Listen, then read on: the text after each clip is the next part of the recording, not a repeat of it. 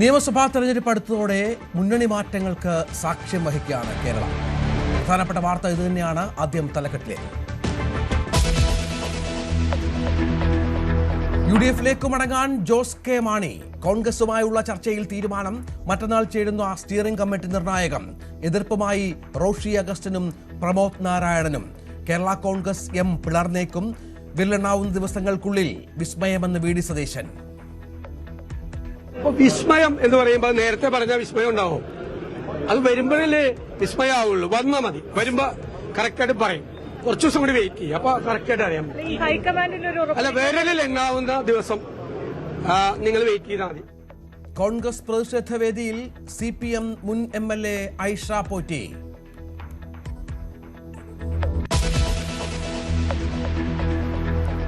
മുന്നണി മാറ്റ ചർച്ചകൾ നടന്നത് ദുബായിലെന്ന് സൂചന. ജോസ് വിഭാഗത്തിന് 9 സീറ്റുകളും ജോസഫ് വിഭാഗത്തിന് 6 സീറ്റുകളും. പാല ജോസ് കെ മാണിക്കെന്നും സൂചന. കഴിഞ്ഞ ജയിച്ച സീറ്റുകൾ കേരള കോൺഗ്രസുകൾക്ക് ഉറപ്പ്. വിട്ടുവീഴ്ചയ്ക്ക് തയ്യാറായി കോൺഗ്രസ്. ജോസിനോ കാപ്പനോ വേണ്ടി തിരുവമ്പാടി വിട്ടുകൊടുക്കാൻ ലീഗ്. ജോസഫ് ഗ്രൂപ്പിന്റെ എതിർപ്പ് മറികടന്ന് തീരുമാനം.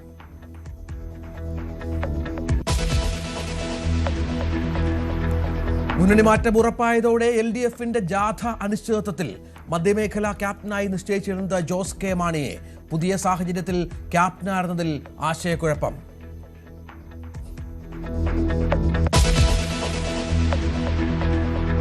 ക്രിമിനൽ അവതാരത്തിന്റെ പുതിയ മുഖം പുറത്തുവിട്ട് News 18. സോളാർ കേസിലെ മുഖ്യപ്രതി ബിജു രാധാകൃഷ്ണൻ അടുത്ത തട്ടിപ്പുമായി രംഗത്ത്. സന്നദ്ധ സംഘടനകൾക്ക് CSR ഫണ്ട് വാങ്ങി നൽകാമെന്ന് വാഗ്ദാനം. മാഗടി വില്ലേജും മറ്റേ സുമംഗലി സേവാശ്രമം എന്ന് പറഞ്ഞിട്ട് വളരെ 1975 സ്ഥാപിതമായ NGO. അവർക്ക് സ്കൂളും കോളേജും മെഡിക്കൽ സെന്ററും എല്ലാം ഉണ്ട്. അത് ഞങ്ങളുടെ അണ്ടറില്ല. കുറെ കാലം കൊണ്ട് ഞങ്ങളാണ് അത് ഹാൻഡിൽ ചെയ്യുന്നത്. CSR ഫണ്ട് തട്ടിപ്പ് വഴി ബിജു പണിതത് വൻ സാമ്രാജ്യം.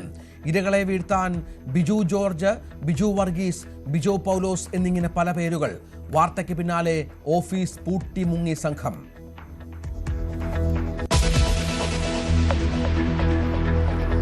ദ്വാരപാലക കേസിലും തന്ത്രിയെ അറസ്റ്റ് ചെയ്യാം. അനുമതി നൽകി കൊല്ലം വിജിലൻസ് കോടതി. ജാമ്യാപേക്ഷ 19 പരിഗണിക്കും. പത്മകുമാർ വീണ്ടും റിമാൻഡിൽ.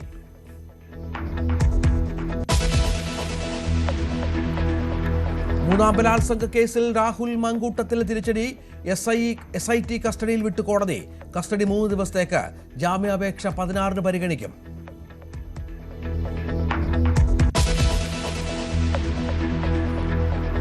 പകരവിളക്കിനൊരുങ്ങി ശബരിമല. പമ്പാ സദ്യയും പമ്പാ വിളക്കും ഇന്ന്. സന്നിധാനത്ത് വൻ ഭക്തജന തിരക്ക്.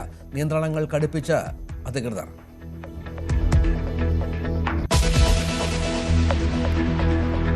ഓപ്പറേഷൻ സിന്ദൂർ അവസാനിച്ചിട്ടില്ലെന്ന് കരസേനാ മേധാവി. പാകിസ്ഥാന്റെ 7 തിരിച്ചടികൾക്കും തക്കതായ മറുപടി നൽകുമെന്നും ജനറൽ ഉപേന്ദ്ര ദ്വിവേദി. ഭീകരർക്കെതിരായ പോരാട്ടം തുടരും.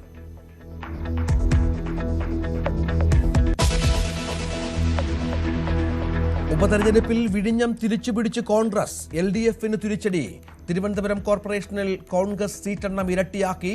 വോട്ട് പിടിച്ച വിമതന്മാരും.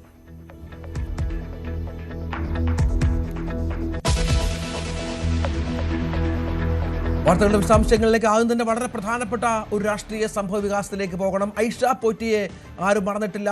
മുൻ കൊട്ടാരക്കര MLA ആണ്. CPM-ന്റെ MLA ആയി കൊട്ടാരക്കരയിൽ ഉണ്ടായിരുന്ന ആളാണ്. ഇപ്പോൾ കോൺഗ്രസ് വേദിയിൽ ഐഷ പോറ്റി. ലോക് ഭവന് മുന്നിൽ കോൺഗ്രസ് നടത്തുന്ന പ്രതിഷേധ പരിപാടിയിൽ ഐഷ പോറ്റി പങ്കെടുക്കുന്നു എന്നുള്ള സാഹചര്യം കേരളത്തിൽ ഒരുങ്ങുന്നു. കോൺഗ്രസ് ആഹ്വാനം ചെയ്ത രാപ്പകൽ സമരവേദിയിലാണ് CPM-ന്റെ MLA ആയിരുന്ന ഐഷ പോറ്റി പങ്കെടുക്കുന്നത്. ഐഷ പോറ്റിക്ക് വലിയ സ്വീകരണമാണ് കോൺഗ്രസ് നേതാക്കൾ നൽകിയത്.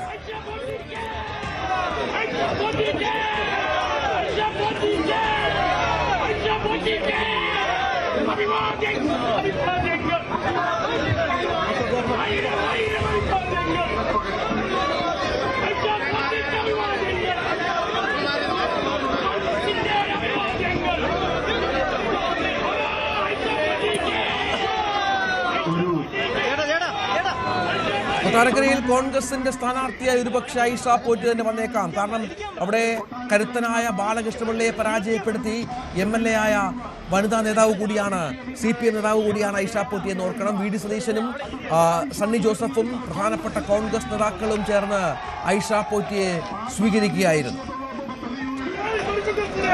ഇല്ലാതാക്കിയ കേന്ദ്ര ഗവൺമെന്റിനെതിരെ പ്രതിഷേധത്തിൽ പങ്കുചേർന്നുകൊണ്ട് അവർ ഈ വേദിയിൽ എത്തിച്ചേർന്നിരിക്കുകയാണ്.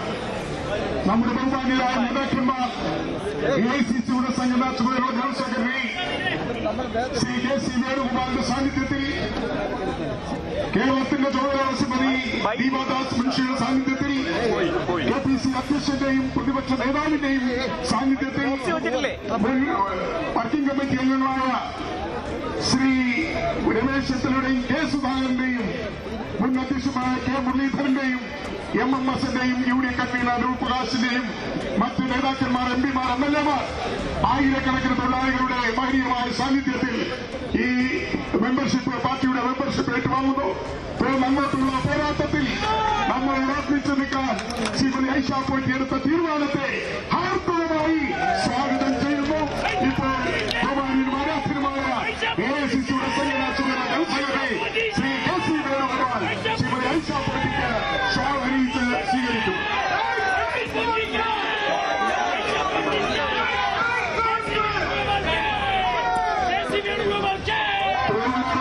ഇതൊരു ചരിത്ര മുഹൂർത്തമാണ്. ഏറ്റവും പ്രിയപ്പെട്ടവര്, ഈ വലിയ ഐതിഹാസികമായ ഈ സമരപ്പന്തലിൽ മറ്റൊരു വിസ്മയം കൂടി ഉണ്ടായിരിക്കും. ദീർഘകാലം CPMന്റെ MLA, മുതിർന്ന CPM നേതാവുമായ ശ്രീമതി ഐഷ പോറ്റി. ഞാനൊരു കാര്യം പറയാൻ ആഗ്രഹിക്കുന്നു. അപ്പുറത്തുള്ളപ്പോഴും ഞങ്ങളുടെ എല്ലാവരുടെയും മൂത്ത സഹോദരിയെ പോലെ എല്ലാവരോടും പെരുമാറിയിരുന്ന ഒരാളായിരുന്നു ശ്രീമതി ഐഷ പോറ്റി. അപ്പുറത്ത് നിൽക്കുമ്പോഴും ഞങ്ങളുടെ എല്ലാ മനസ്സുകളിൽ ആദരവുണ്ടാക്കിയ വ്യക്തിത്വമായിരുന്നു ശ്രീമതി ഐഷ പോറ്റി. അവരെടുത്ത വലിയൊരു തീരുമാനമാണ് ഇന്ത്യൻ നാഷണൽ കോൺഗ്രസിൽ അംഗമാകുക എന്നുള്ളത്. അവരെ കോൺഗ്രസിന്റെ ഈ വലിയ തറവാട്ടിലേക്ക്, ഈ കുടുംബത്തിലേക്ക് ഞങ്ങൾ എല്ലാവരും ചേർന്ന് കൃത്യമായി സ്വാഗതം ചെയ്യുകയാണ്. തീർച്ചയായും ഇതൊരു സന്തോഷകരമായ ഒരു മുഹൂർത്തം തന്നെയാണ്. കോൺഗ്രസിന്റെ മെമ്പർഷിപ്പ് ശ്രീമതി ഐഷ പോറ്റിക്ക് നൽകിയാണ്. അതിന് പ്രിയങ്കരനായ KPCCയുടെ അധ്യക്ഷൻ ശ്രീ സണ്ണി ജോസഫിനെ ക്ഷണിക്കുന്നു. കൊല്ലം ജില്ലാ കോൺഗ്രസ് കമ്മിറ്റിയുടെ പ്രസിഡന്റ് അദ്ദേഹം ശ്രീ രാജേന്ദ്ര പ്രസാദ് സാറ് ഒപ്പുവച്ച മെമ്പർഷിപ്പാണ് ബഹുമാനായ KPCC പ്രസിഡന്റ് ശ്രീമതി ഐഷ പോറ്റിക്ക് നൽകുന്നത്. പ്രിയമുള്ളവരെ, പ്രതിപക്ഷ നേതാവ് പറഞ്ഞതുപോലെ ഐഷ പോറ്റി MLA ആയിരിക്കുന്ന സമയത്ത് നിയമസഭയിൽ ചെല്ലാൻ എനിക്കും സാധിച്ചു.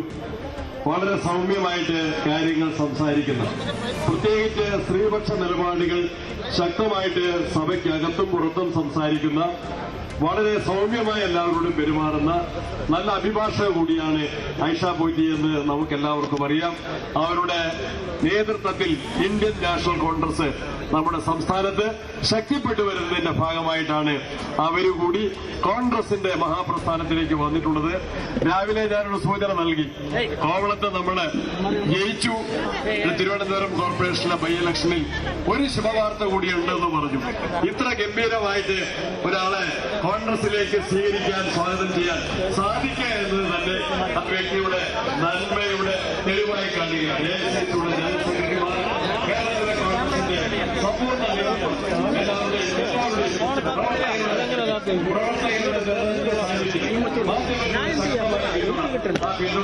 എല്ലാവരുടെയും അനുമതിയോടുകൂടി ജില്ലാ കോൺഗ്രസ് കമ്മിറ്റിയുടെ മുൻകൈയിൽ ഐഷ പോറ്റിയെ ഇന്ത്യൻ നാഷണൽ കോൺഗ്രസിന്റെ അംഗമായി അംഗത്വം നൽകിയിരിക്കുന്നു.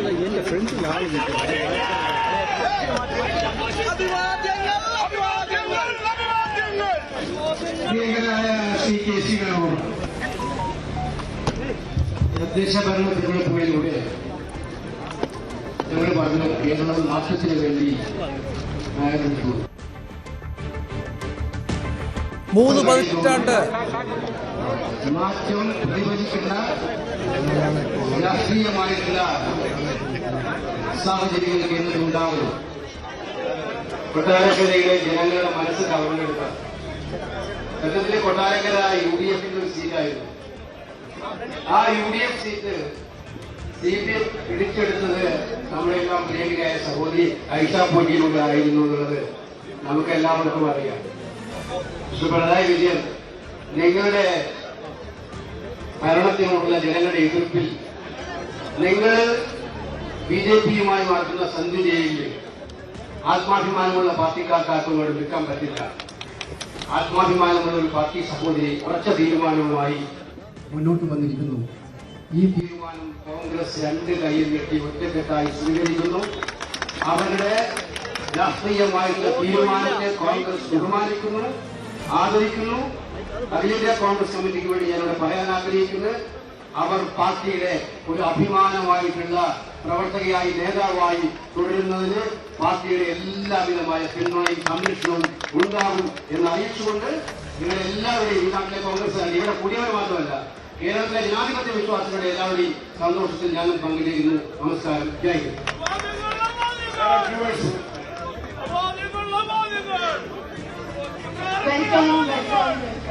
Welcome to our Congress family. Our heartiest welcome to you, and we will give you full respect and honor to be in the party. To be with us, I again welcome you in our family. Thank you. പ്രിയപ്പെട്ടവരെ, ഇതൊരു ചരിത്ര മുഹൂർത്തമാണ്. 3-4 ദിവസങ്ങൾക്ക് മുമ്പ് ഫോണിൽ സംസാരിച്ചപ്പോൾ മാത്രമല്ല, ഞങ്ങളോടൊപ്പം അസംബ്ലിക്കകത്ത് പ്രവർത്തിച്ചപ്പോഴും സൗമ്യ സാന്നിധ്യമായി എല്ലാവരുടെയും ഹൃദയം കവർന്നെടുത്തിട്ടുള്ള സഹോദരിയാണ് ഐഷ പോറ്റി. ഒരു സംശയവുമില്ല, അവർ കോൺഗ്രസിലേക്ക് കടന്നു വരുന്നത് കോൺഗ്രസിന് ശക്തി നൽകും. മാത്രമല്ല, ജനാധിപത്യ വിശ്വാസികൾ കേരളത്തിൽ അവരെ 2 കൈയും നീട്ടി സ്വീകരിക്കും. കമ്മ്യൂണിസ്റ്റ് മാർക്സിസ്റ്റ് പാർട്ടിയുടെ തെറ്റുകൾക്കെതിരെയുള്ള പോരാട്ടങ്ങളുടെ തുടക്കമാണിത്. ഇതുപോലെ ഇവിടെ അവസാനിക്കുന്നില്ല. ഇനിയും ധാരാളം ആളുകൾ നമ്മുടെ പാർട്ടിയിലേക്ക് ഇതുപോലെ നേതാക്കൾ കടന്നു വരും എന്ന കാര്യത്തിൽ സംശയമില്ല. ഐഷ പോറ്റിക്ക് ഹൃദയം നിറഞ്ഞ ആശംസകൾ നേരുന്നു. നമസ്കാരം. ജയ് ഹിന്ദ്. പ്രിയമുള്ളവരെ, ശരിയാണ്. ഐഷ പോറ്റി ഒരു പക്ഷേ സംസാരിച്ചേക്കാം. Suresh, DCC president Shri Rajendraprasad, working president Shri PC Vishwanath, Kollam ജില്ലയിലെ മറ്റ് നേതാക്കന്മാർ, എല്ലാവർക്കും പ്രത്യേകമായ കൊട്ടാരക്കരയിലെ ബ്ലോക്ക് പ്രസിഡന്റ്മാർ, പാർട്ടി പ്രവർത്തകർ, എല്ലാവർക്കും പ്രത്യേകമായ അഭിനന്ദനങ്ങൾ. നമ്മളോട് 2 വാക്ക് സംസാരിക്കാൻ പ്രിയങ്കരിയായ ഐഷ പോറ്റിയെ ക്ഷണിക്കുക.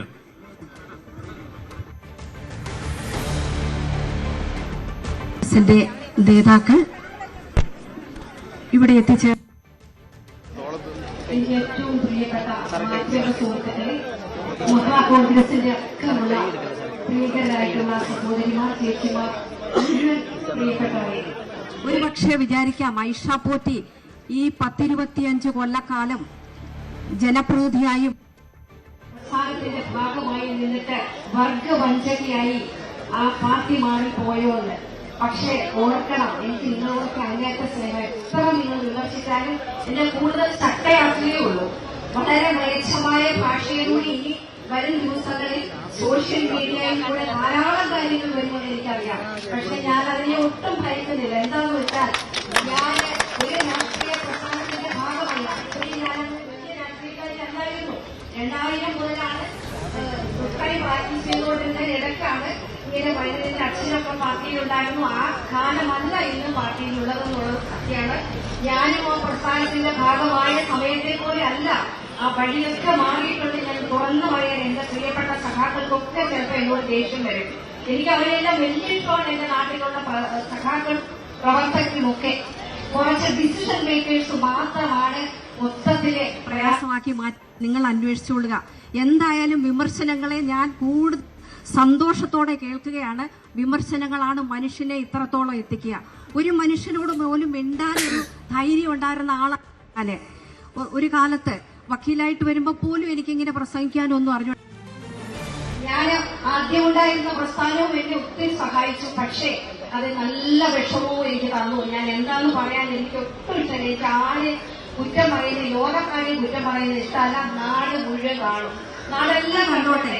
ഇങ്ങനെയാണോ ഐഷാപൂറ്റിന്ന് ഒരുപക്ഷെ നിങ്ങൾ എന്നെ ഇത്രയാക്കിയത്? ഈ നാടാണ്, നാട്ടിലെ പ്രവർത്തനമാണ്, എന്റെ ഇത്രയും കാലത്തെ പ്രവർത്തനമാണ് എന്നെ ഇത്രത്തോളം ആക്കിയത്.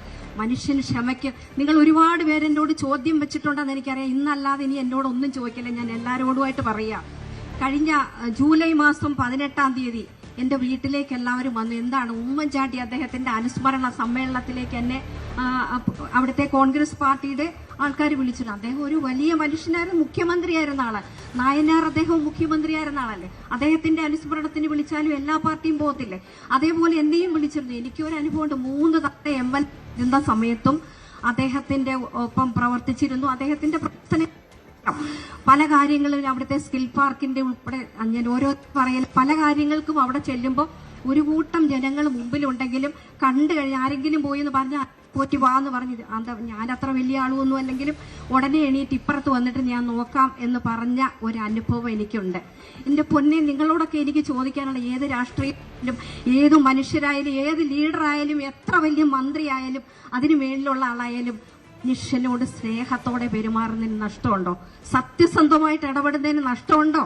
ഒന്നും കിട്ടാനല്ല ഇതിലൊന്നും വരുന്ന. അധികാരമോഹിയല്ലാതെ ഞാൻ പറഞ്ഞിരുന്നു. ഞാൻ അധികാരമോഹിയല്ല എങ്കിൽ എനിക്ക് കഴിഞ്ഞ തവണ തന്നെ എന്നോട് എന്തെല്ലാം ആൾക്കാരും അതൊന്നും ഞാൻ ഡിസ്ക്ലോസ് ചെയ്യില്ല ഇവിടെ. പക്ഷെ ഒന്നും ഞാൻ സൗമ്യമായിട്ട് എനിക്ക് ആരെയും കുറ്റപ്പെടുത്താൻ എന്നെ ഒരു പ്രസ്ഥാനമല്ലേ വളർത്തിയ വർഗ വഞ്ചകയെന്ന് തുടങ്ങി എനിക്ക് വലിയ ഭാഷാവശമില്ല. മാതിരി മ്ലേച്ഛ ഭാഷകളൊന്നും അതൊക്കെ വരും. നിങ്ങൾ ഓർത്തോളുക, ഞാൻ അങ്ങനെ ഒരാളല്ല. ഞാൻ മനുഷ്യനോടൊപ്പം എന്ന് നിൽക്കുന്ന ആളാ. ഒരു പ്രസ്ഥാനവും മാത്രമല്ല. ഇപ്പൊ ഈ ഭാഗമായി വന്നു. ഒരു പഴയ കാലം മുതലുള്ള ഒരു തറവാടല്ലേ കോൺഗ്രസ് പ്രസ്ഥാനം. എല്ലാ പാർട്ടിയോടും എനിക്കിഷ്ടമാണ്, എല്ലാ മനുഷ്യരോടും ഇഷ്ടമാണ്. ഞങ്ങളുടെ സഖാക്കൾ പ്രവർത്തകരോടൊക്കെ അങ്ങേറ്റം ജീവനാണ്. നല്ല വിഷമം ചിലപ്പോൾ അവർക്ക് വരും, സാരമില്ല. ഈ ഐഷാപൂറ്റി എന്നും ഐഷാപൂറ്റി ആയിരിക്കും, ഇതുപോലെ ആയിരിക്കും. ഒരു രാഷ്ട്രീയമോ മതമോ ജാതിയോ ഒന്നും നോക്കാതെ മനുഷ്യനോടൊപ്പം പ്രവർത്തിക്കാൻ തീർച്ചയായിട്ടും ഒരു എളിയ പ്രവർത്തകയായിട്ട് ജീവനുള്ള കാലത്ത് മനുഷ്യനോടൊപ്പം കാണും, എല്ലാവരോടും ഒപ്പം കാണും. ഞാനൊക്കെ MLA ആയിട്ടൊക്കെ ഇത്രയും നാൾ ഇരുന്നാൽ എനിക്കൊരു PR വർക്കും ഉണ്ടായിരുന്നില്ല. നിങ്ങളെപ്പോലുള്ള കുറേ പത്രക്കാരെല്ലാം അവിടെയുണ്ട്. അവരാണ് ഞങ്ങൾക്ക് കൊണ്ടുവരുന്ന വികസന പ്രവർത്തനങ്ങളൊക്കെ മനുഷ്യരിലേക്ക് എത്തിക്കുന്നത്. അല്ലാതെ എനിക്കൊന്നും അങ്ങനെ വലിയ പൈസയോ വലിയ ഇതായിട്ട് ചെയ്യാനൊന്നും ഉള്ള ഒരു കാര്യങ്ങളുമില്ല. മനുഷ്യരാണ് കണ്ടിട്ടുള്ളത്. ഇതൊരു സത്യമായ കാര്യമാണ്. ോട് ആർക്കും ദേഷ്യം തോന്നണ്ട. എന്തുകൊണ്ട് ഇത്രയും നാളിരുന്നിട്ട് ഈ സമയത്ത് ഇങ്ങോട്ട് പോയി എല്ലാ ആനുകൂല്യങ്ങളും പറ്റി ഒക്കെ പറയും. ഞാൻ നല്ല ഇൻകം ഉണ്ടായിരുന്ന വക്കീലാണ്. ഇഷ്ടം പോലെ കേസ് നിങ്ങൾക്ക് പരിശോധിക്കാം. അതെല്ലാം സഫർ ചെയ്തിട്ട് എൻ്റെ സ്വകാര്യമായിട്ടുള്ള സന്തോഷങ്ങളും കുടുംബമായിട്ടുള്ളത് പോലും പലതും സഫർ ചെയ്തേ രാഷ്ട്രീയത്തിൽ നിൽക്കാൻ പറ്റുള്ളൂ. എന്തായാലും ഇത്രയും വർഷം പോയി. ഇപ്പം നിങ്ങളെല്ലാം കഴിഞ്ഞ തവണ എന്നോട് ചോദിച്ചപ്പോൾ കോൺഗ്രസിലേക്ക് പോവാണോ, ഞാൻ സത്യത്തിൽ ഒരു ഡിസിഷനും എടുത്തില്ല എങ്ങും പോകുന്ന കാര്യം. ഞാൻ എൻ്റെ ഓഫീസുമായിട്ട് പോകണമെന്നേ വിചാരിച്ചുള്ളൂ. പക്ഷേ ഒരുപാട് മനുഷ്യരുടെ നിരന്തരം ഒരു രാഷ്ട്രീയവും ഇല്ലാത്തവർ വരെ ഐഷാപൂറ്റി ഇങ്ങനെ വക്കീൽ ഓഫീസിലേക്ക് ഒതുങ്ങരുത്. നിങ്ങളിൽ നിന്ന് ഒരുപാട് പ്രതീക്ഷിക്കുന്നുണ്ട്. ഇപ്പൊ ചെയ്യുന്ന കാണിച്ചു തരാമെന്നായിരിക്കും ഇത് കേൾക്കുമ്പോൾ ഓരോരുത്തരെ ദേഷ്യമുള്ളവർ പറയുക. അതൊന്നും എനിക്ക് പ്രശ്നമല്ലെന്നേ. ഞാൻ ഇങ്ങനെ തന്നെ നടക്കും, ഉറപ്പാണ്. എല്ലാവരോടും, എല്ലാ രാഷ്ട്രീയത്തിൽപ്പെട്ടവരോടും, എല്ലാ ജാതി മതസ്ഥരോടും ജീവനുള്ളിടത്തോളം ഇങ്ങനെയായിരിക്കും. ഒരു സംശയവും അക്കാര്യത്തിൽ വേണ്ട. നിങ്ങളുടെയൊക്കെ സപ്പോർട്ട് തരണം എന്നാണ് എനിക്ക് പറയാനുള്ളത്. എൻ്റെ പ്രവർത്തനങ്ങൾക്ക് എന്നെയും ഇത്രയും സ്നേഹത്തോടെ സ്വീകരിച്ച അത് പിന്നെയും പറയുമായിരിക്കും, സ്വീകരിക്കാനൊക്കെ ആള് കാണും, പിന്നെ ആരും കാണത്തില്ലെന്ന്. ആരും ഇല്ലെങ്കിലും എനിക്കൊന്നുമില്ല. ഞാനിപ്പോഴും ഇങ്ങനെ പോവല്ലോ, അത്രയേ ഉള്ളൂ. ഞാനൊന്നും വിട്ടു പറയാനായിട്ട് ഇഷ്ടപ്പെടുന്നില്ല. എനിക്ക് ആരെയും കുറ്റം പറയുന്ന ഇഷ്ടമല്ലാത്തതുകൊണ്ട് ഒന്നും പറയുന്നില്ല. പക്ഷേ എന്നെ കേൾക്കുന്ന ജനപ്രതിനിധികളും മറ്റുള്ളവരും ഉണ്ടെങ്കിൽ അവർ ജനപ്രതിനിധികളായി ഇരുന്നിട്ട് മാറി മാറി വരുമ്പോഴും പോകുന്ന ആളെ മറന്നു കളയരുതെന്ന് ഒരൊറ്റ അഡ്വൈസ് മാത്രം എനിക്ക് എല്ലാവരോടും ഉണ്ട്. അങ്ങനെ മറന്നിട്ടുണ്ടെങ്കിൽ ഞാൻ അങ്ങനെ എല്ലാവരെയും എനിക്ക് മുമ്പുള്ളവരെ മറന്നാൽ എന്നെ 10 ഇരട്ടി മറക്കും, അവോയ്ഡ് ചെയ്യുമെന്നുള്ളത് ഒന്ന് ഓർത്തെ. കാലത്തിന്റെ കാവ്യനീതിയാണത്. ഞാൻ ഒട്ടും പറയുന്നില്ല. അയ്യോ ഞാൻ അധികപ്പറ്റാണോ പറഞ്ഞ് എൻ്റെ ഒരു മനസ്സിലേത് ഒരുപാട് ചോദ്യങ്ങൾ എന്നോട് ചോദിച്ചിട്ടുണ്ട്. അധികാരമോക്കിയല്ല. എന്തധികാരമാണെന്നേ? അധികാരത്തിലിരുന്ന ഉറങ്ങാൻ സമയമുണ്ടോ? എന്ത് ജോലിയാ ചെയ്യേണ്ട? സ്വസ്ഥമായിട്ട് ഇരിക്കാൻ പറ്റുന്നുണ്ടോ? ഞാൻ എൻ്റെ അനുഭവമാണ് ഈ ഷെയർ ചെയ്യുന്നത്. അതുകൊണ്ട് ഒന്നുകൂടി പറയുകയാണ്, എല്ലാവരും വിമർശിക്കാൻ കാണും, ഒക്കെ കാണും. ആ വിമർശനത്തെ എന്നെ കൂടുതൽ ശക്തിയാക്കുകയുള്ളൂ എന്ന് ഒന്നുകൂടി പറയുന്നു. തീർച്ചയായിട്ടും തുടർന്നുള്ള സമയങ്ങളിൽ ഇന്ത്യൻ നാഷണൽ കോൺഗ്രസിൻ്റെ പ്രസ്ഥാനവുമായിട്ടും അവിടെയുള്ള നല്ല കാര്യങ്ങളെല്ലാം വരുന്നതിനെ ജനങ്ങളിലേക്ക് എത്തിക്കാനും ഒക്കെ ഒരു പ്രവർത്തകയായിട്ട് എനിക്ക് അത്രയും മതി. എനിക്ക് അല്ലാതെ ഒന്നും ആവശ്യമില്ല. ഉണ്ടാകും എന്ന നിങ്ങളോടെല്ലാം പറഞ്ഞുകൊണ്ട് എനിക്ക് തന്ന ഈ സ്വീകരണത്തിന് 1000 നന്ദി എല്ലാവരോടും രേഖപ്പെടുത്തിക്കൊണ്ട് എൻ്റെ വാക്ക് നമസ്കാരം. 3 പതിറ്റാണ്ട് നീണ്ട അവരുടെ വാക്കുകൾ അവർ കടന്നുപോയ മാനസിക സംഘർഷത്തിന്റെ, പുറത്തു പറയാത്ത സങ്കടങ്ങളുടെ എല്ലാത്തിൻ്റെയും ഒരു പ്രതിഫലനമായിരുന്നു. നമ്മൾ ഈ കുടുംബത്തിലെ ഒരു അംഗമായി പൂർണ്ണമായി ഞങ്ങളുടെ പ്രസ്ഥാനം ഈ കുടുംബത്തിലെ അംഗമായി ചേച്ചി എന്നും ഞങ്ങളുടെ കൂടെ ഉണ്ടാകും. ഒരു സംശയമില്ല. ഇപ്പോൾ ഉണ്ടായിരുന്ന ആളുകളൊക്കെ എപ്പോഴും ഉണ്ടാവും. കാരണം ഒരാളെയും ഒരു വെറുപ്പും തോന്നിപ്പിക്കാത്ത ഒരാളാണ് ചേച്ചി ഞങ്ങൾക്ക് എല്ലാവർക്കും. അതുകൊണ്ട് ധൈര്യമായി ഇങ്ങനെ ഒരു തീരുമാനമെടുത്തതിന് പ്രത്യേകമായി ഞങ്ങൾ എല്ലാവരും ചേർന്ന് അഭിനന്ദിച്ചുകൊണ്ട് ഞാൻ വാക്കുകൾ ചെയ്തു. 3 പതിറ്റാണ്ട് നീണ്ട CPM ബന്ധം അവസാനിപ്പിച്ചുകൊണ്ട് കൊട്ടാരക്കരയുടെ മുൻ MLA, CPMന്റെ മുൻ MLA ഐഷ പോറ്റി ഇപ്പോൾ കോൺഗ്രസിന്റെ ഭാഗമാകുന്നു. അല്പം മുമ്പാണ് VD സതീശൻ പറഞ്ഞത് പല വിസ്മയങ്ങളും കാത്തിരിക്കുന്നു എന്നുള്ളത്. ആദ്യ വിസ്മയമായി ഐഷ പോറ്റി കോൺഗ്രസിന്റെ ഭാഗമാകുന്നു. കൊട്ടാരക്കരയിൽ നിന്ന് ഐഷ പോറ്റി കോൺഗ്രസിന്റെ UDFന്റെ സ്ഥാനാർത്ഥിയായി മത്സരിക്കും എന്ന കാര്യത്തിൽ യാതൊരു സംശയവും വേണ്ട. കൊട്ടാരക്കരയിൽ നിന്ന് ഐഷ പോറ്റി എന്ന മുൻ MLA UDF അടർത്തിയെടുത്തിരിക്കുന്നു. ശക്തമായ പോരാട്ടം UDFന് വേണ്ടി ഐഷ പോറ്റി അവിടെ കാഴ്ചവെക്കുകയും ചെയ്യും, യാതൊരു സംശയവുമില്ല. ജനകീയ നേതാവാണ്, വലിയ അടിത്തറയുള്ള MLA ആണ്, 2 തവണ MLA ആയി അവിടെ ഉണ്ടായിരുന്ന ആളാണ്, അവിടുത്തെ CPMന്റെ മുഖമായിരുന്ന ആളാണ്. ഐഷ പോറ്റി എന്ന CPMകാരി ഇപ്പോൾ കോൺഗ്രസിൽ. CPMനെ അമ്പരപ്പിച്ചുകൊണ്ട് ഉള്ള മാറ്റമെന്ന് പറയാം.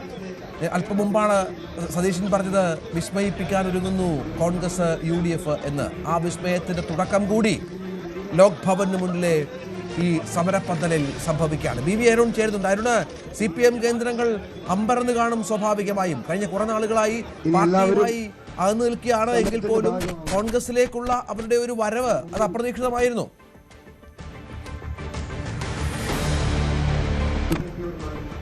രഞ്ജിത്ത്, ഏതാനും മണിക്കൂറുകൾക്ക് മുമ്പാണ് പ്രതിപക്ഷ VD സതീശൻ നിയമസഭാ തെരഞ്ഞെടുപ്പ് അടുക്കുമ്പോൾ വിസ്മയങ്ങൾ കാണാം എന്ന ഒരു പ്രഖ്യാപനം നടത്തിയത്. അതിന്റെ ആദ്യ വിസ്മയമായി തന്നെ ഇതിനെ കാണണം. കാരണം ഐഷ പോറ്റി അത്ര ചെറിയ ഒരു നേതാവല്ല. 3 തവണ തുടർച്ചയായി കൊട്ടാരക്കര പോലുള്ള ഒരു മണ്ഡലത്തിൽ ജയിച്ചു വന്നയാളാണ്. കൊട്ടാരക്കര സ്വാഭാവികമായും ഐഷ പോറ്റിക്ക് ശേഷം അത് CPM മണ്ഡലം. പക്ഷെ അതിനു മുമ്പ് R ബാലകൃഷ്ണപിള്ള എന്ന സംസ്ഥാന രാഷ്ട്രീയത്തിലെ അതികായന നേതാവിന്റെ തട്ടകമാണ്. R ബാലകൃഷ്ണപിള്ള എന്ന അതികായനെ പരാജയപ്പെടുത്തിയാണ് 2006 വൻമരങ്ങൾ വീണ നിയമസഭാ തെരഞ്ഞെടുപ്പ്. അന്ന് R ബാലകൃഷ്ണപിള്ളയും PK കുഞ്ഞാലിക്കുട്ടിയും KR ഗൗരിയമ്മയും MV രാഘവനും ഉൾപ്പെടെയുള്ള UDFന്റെ പ്രമുഖ നേതാക്കൾ പരാജയപ്പെട്ട തെരഞ്ഞെടുപ്പിൽ കൊട്ടാരക്കരയിൽ ഒരിക്കലും ആരും ചിന്തിച്ചിരുന്നില്ല R ബാലകൃഷ്ണപിള്ളയ്ക്ക് കൊട്ടാരക്കരയിൽ തോൽക്കേണ്ടി വരുമെന്ന്. അങ്ങനെ ഒരു നേതാവിനെ അട്ടിമറിച്ചുകൊണ്ട് CPMന്റെ കൊടി പാറിച്ച നേതാവാണ് ഐഷ പോറ്റി. പിന്നീട് 3 തവണ 2006-ലും 2011-ലും 2016-ലും വലിയ ഭൂരിപക്ഷത്തിൽ 40,000-ഓളം ഭൂരിപക്ഷം ജയിച്ച ചരിത്രമുണ്ട് ഐഷ പോറ്റിക്ക് കൊട്ടാരക്കര നിന്ന്.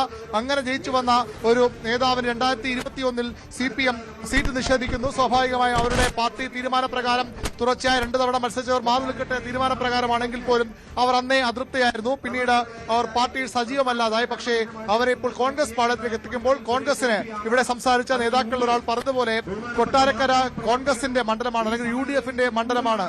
അക്ഷരാർത്ഥത്തിൽ അങ്ങനെ ആയിരുന്നു.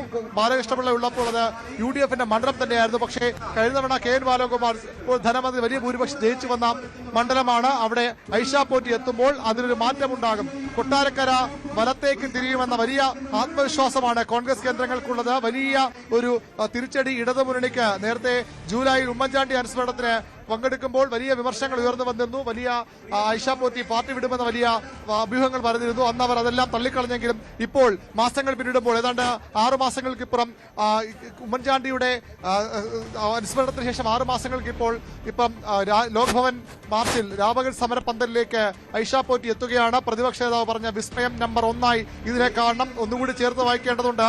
കേരള കോൺഗ്രസ് LDF ഇടുമോ എന്ന തരത്തിലുള്ള ചർച്ചകൾ നടക്കുമ്പോഴാണ്, ആ ഒരു ആഘാതത്തിൽ നിൽക്കുമ്പോഴാണ് മറ്റൊരു ആഘാതം അവർക്ക് ഉണ്ടാകുന്നത്. അവരുടെ പാർട്ടിയുടെ പ്രധാനപ്പെട്ട നേതാക്കളിൽ ഒരാളായിരുന്ന കൊട്ടാരക്കര MLA തന്നെ, മുൻ MLA തന്നെ കോൺഗ്രസ് തങ്ങളുടെ പാളയത്തിൽ എത്തിച്ചിരിക്കുന്നു. ഇടതുമുന്നണിക്ക് തെരഞ്ഞെടുപ്പ് ആരംഭിക്കുന്നതിന് മുമ്പ് തന്നെ വലിയ തിരിച്ചടിയായി മാറുന്ന ഒരു നീക്കമായി ഇതിനെ വിലയിരുത്തണം. വലിയ ആവേശത്തോടു കൂടിയാണ് UDF camp, Congress camp Aisha പോറ്റിയെ സ്വീകരിച്ചത്. പ്രതിപക്ഷ നേതാവിന്റെ നേതൃത്വത്തിൽ പ്രവർത്തകർ അയ്യങ്കാളി സ്ക്വയർ തന്നെ അവിടെ എത്തി അവരെ കോൺഗ്രസിന്റെ സമരവേദിയിലേക്ക് ആനയിച്ചു. ACC അതിനുള്ള സാങ്കേതിക പ്രശ്നമുണ്ട്. തുടരാം, നമുക്കൊന്നുകൂടെ തുടരാം. ഇപ്പോൾ വലിയ നേതാക്കളുടെ, അതായത് ഒരു വലിയ വേദിയായിരുന്നു. കോൺഗ്രസിന്റെ പ്രധാന നേതാക്കളെല്ലാം ഉള്ള ഒരു വേദിയിലാണ് CPM-ന്റെ മുൻ MLA-ക്ക് സ്വാഗതം ഓതുന്നത് എന്നുള്ളത് വേറെ പ്രത്യേകതയായി.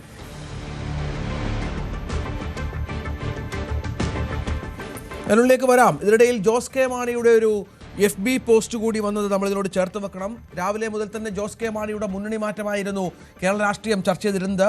കേരള കോൺഗ്രസ് M പാർട്ടിയുടെ രാഷ്ട്രീയ നിലപാട് ആവർത്തിച്ച് പലവട്ടം വ്യക്തമാക്കിയിട്ടുള്ളതാണ്. ഒഴിവാക്കാനാവാത്ത ചില സ്വകാര്യ ആവശ്യങ്ങളുള്ളതിനാലാണ് കേരളത്തിന് പുറത്ത് ഇപ്പോൾ യാത്ര ചെയ്യേണ്ടി വരുന്നത്. ഇക്കാരണത്താലാണ് തിരുവനന്തപുരത്തെ ഇടതു മുന്നണി സംഘടിപ്പിച്ച പരിപാടിയിൽ പങ്കെടുക്കാതിരുന്നത്. ഈ വിവരം മുന്നണി നേതാക്കളെ മുൻകൂട്ടി അറിയിച്ചു. ഇപ്പോഴത്തെ ചർച്ചകൾ പാർട്ടിയുമായി യാതൊരു ബന്ധവുമില്ല. കേരള കോൺഗ്രസ് M ഒറ്റക്കെട്ടായി തീരുമാനമെടുത്ത് മുന്നോട്ട് പോകുമെന്നുള്ള ജോസ് കെ മാണിയുടെ FB പോസ്റ്റ് കൂടി വന്ന പശ്ചാത്തലം ശ്രദ്ധേയമാണ്. ഏതാണ്ട് 6-7 മിനിറ്റ് മുൻപാണ് ജോസ് കെ മാണി ഈ പോസ്റ്റ് ഇട്ടിരിക്കുന്നത് എന്നുള്ളത് പ്രധാനമാണ്. ജോസ് കെ മാണി വിസ്മയം നമ്പർ 2, ജോസ് കെ മാണിയുടെ UDF പ്രവേശനമായിരിക്കുമോ എന്ന് രാഷ്ട്രീയ കേരളം ചർച്ച ചെയ്യുന്നുണ്ട്. ഏതായാലും വിസ്മയം നമ്പർ 1 സംഭവിച്ചു കഴിഞ്ഞു. ഐഷ പോറ്റി എന്ന കൊട്ടാരക്കരയിലെ കരുത്തയായ 3 വട്ടം CPM-ന്റെ MLA ആയ വനിതാ നേതാവിനെ ഇപ്പോൾ കോൺഗ്രസിൽ എത്തിച്ചുകൊണ്ട് അത്ഭുതകരമായ ആശ്ചര്യകരമായ നീക്കം കോൺഗ്രസ് നടത്തി എന്നുള്ള ഏറ്റവും പ്രധാനപ്പെട്ട കാര്യം സംഭവിച്ചുകൊണ്ടിരിക്കുകയാണ്. തനിക്ക് 25 കൊല്ലത്തോളം ജനപ്രതിയായിരുന്നു, അന്നത്തെ രാഷ്ട്രീയ സാഹചര്യമല്ല ഇപ്പോൾ പാർട്ടിയിൽ എന്ന് വളരെ വ്യക്തമായി പറഞ്ഞുകൊണ്ടാണ് ഐഷ പോറ്റി CPM വിടുന്നത്. കുറച്ചുപേർ ചേർന്ന് എല്ലാം തീരുമാനിക്കുകയാണ് എന്ന് ഐഷ പോറ്റി പറഞ്ഞു വെക്കുന്നു. ഒരുപാട് തിക്ത അനുഭവങ്ങൾ ഉണ്ടായി. പാർട്ടി വിട്ടതിനുള്ള സൈബർ ആക്രമണം ഭയക്കുന്നില്ല, തനിക്ക് അധികാരം വേണ്ട എന്നും ഐഷ പോറ്റി പറഞ്ഞു വെക്കുകയാണ്. അങ്ങനെ ഐഷ പോറ്റി എന്ന കോൺഗ്രസിലെ ഏറ്റവും വലിയ ക്യാച്ചായി ഐഷ പോറ്റി മാറുന്നു. CPM-ന്റെ വളരെ പ്രധാനപ്പെട്ട മുഖമായിരുന്ന ഐഷ പോറ്റി ദാ ഇപ്പോൾ കോൺഗ്രസിന്റെ ഭാഗമാകുന്നു. അതും ദീപാദാസ് മുൻഷിയും KC വേണുഗോപാലും VD സതീശനും സണ്ണി ജോസഫും രമേശ് ചെന്നിത്തലയും ഒക്കെ അണിനിരക്കുന്ന വേദിയിൽ ദാ ഇപ്പോൾ ഐഷ പോറ്റി കോൺഗ്രസിന്റെ ഭാഗമാകുന്നു. ആവേശകരമായ സ്വീകരണം കോൺഗ്രസ് പ്രവർത്തകർ നൽകുന്നു. അരുൺ, കേൾക്കാമോ?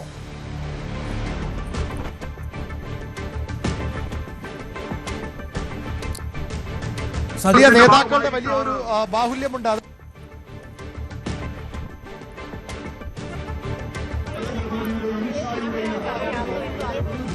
കോൺഗ്രസിന്റെ രാപ്പകൽ സമരവേദിയിൽ ഇപ്പോഴും ആവേശം തീർന്നിട്ടില്ല. ലോക് ഭവന് മുന്നിലുള്ള ആ രാപ്പകൽ സമരവേദിയിലാണ് ഐഷ പോറ്റി കോൺഗ്രസിന്റെ അംഗമായി സ്ഥാനമേറ്റത് എന്നത് ഏറ്റവും പ്രധാനപ്പെട്ട ഒന്നായി മാറുകയാണ്. വലിയ തോതിലുള്ള മാറ്റം രാഷ്ട്രീയ കേരളത്തിൽ സംഭവിക്കാൻ പോകുന്നു എന്നുള്ളതിന്റെ സൂചനകൾ കൂടി ഇത് കാട്ടിത്തരുന്നു എന്നുള്ളതാണ്. അരുൺ, കേൾക്കാമെങ്കിൽ തുടരാം.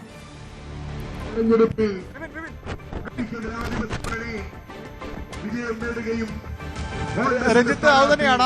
വലിയ നേതാക്കളുടെ വലിയ ഒരു നിര ഇവിടെ ഉണ്ടായിരുന്നു. പ്രതിപക്ഷ നേതൃത്വത്തിൽ ഐഷ പോറ്റി ഇവിടേക്ക് സ്വീകരിച്ചു. അതിന് അപ്പുറത്തേക്ക് കോൺഗ്രസിന്റെ 2 ജനറൽ സെക്രട്ടറിമാർ, ACC 2 ജനറൽ സെക്രട്ടറിമാർ, അത് സംഘടനാ ചുമതല ജനറൽ സെക്രട്ടറി KC വേണുഗോപാലും അതുപോലെ തന്നെ ദീപാദാസ് മുൻഷി, കേരളത്തിൽ ചുമതലയുള്ള ജനറൽ സെക്രട്ടറി ദീപാദാസ് മുൻഷിയും അടക്കമുള്ള ദേശീയ നേതാക്കൾ, സംസ്ഥാന രാഷ്ട്രീയത്തിലെ പ്രമുഖരുടെ വലിയൊരു നിര. അത് രമേശ് ചെന്നിത്തലയും VD സതീശനും അതുപോലെ തന്നെ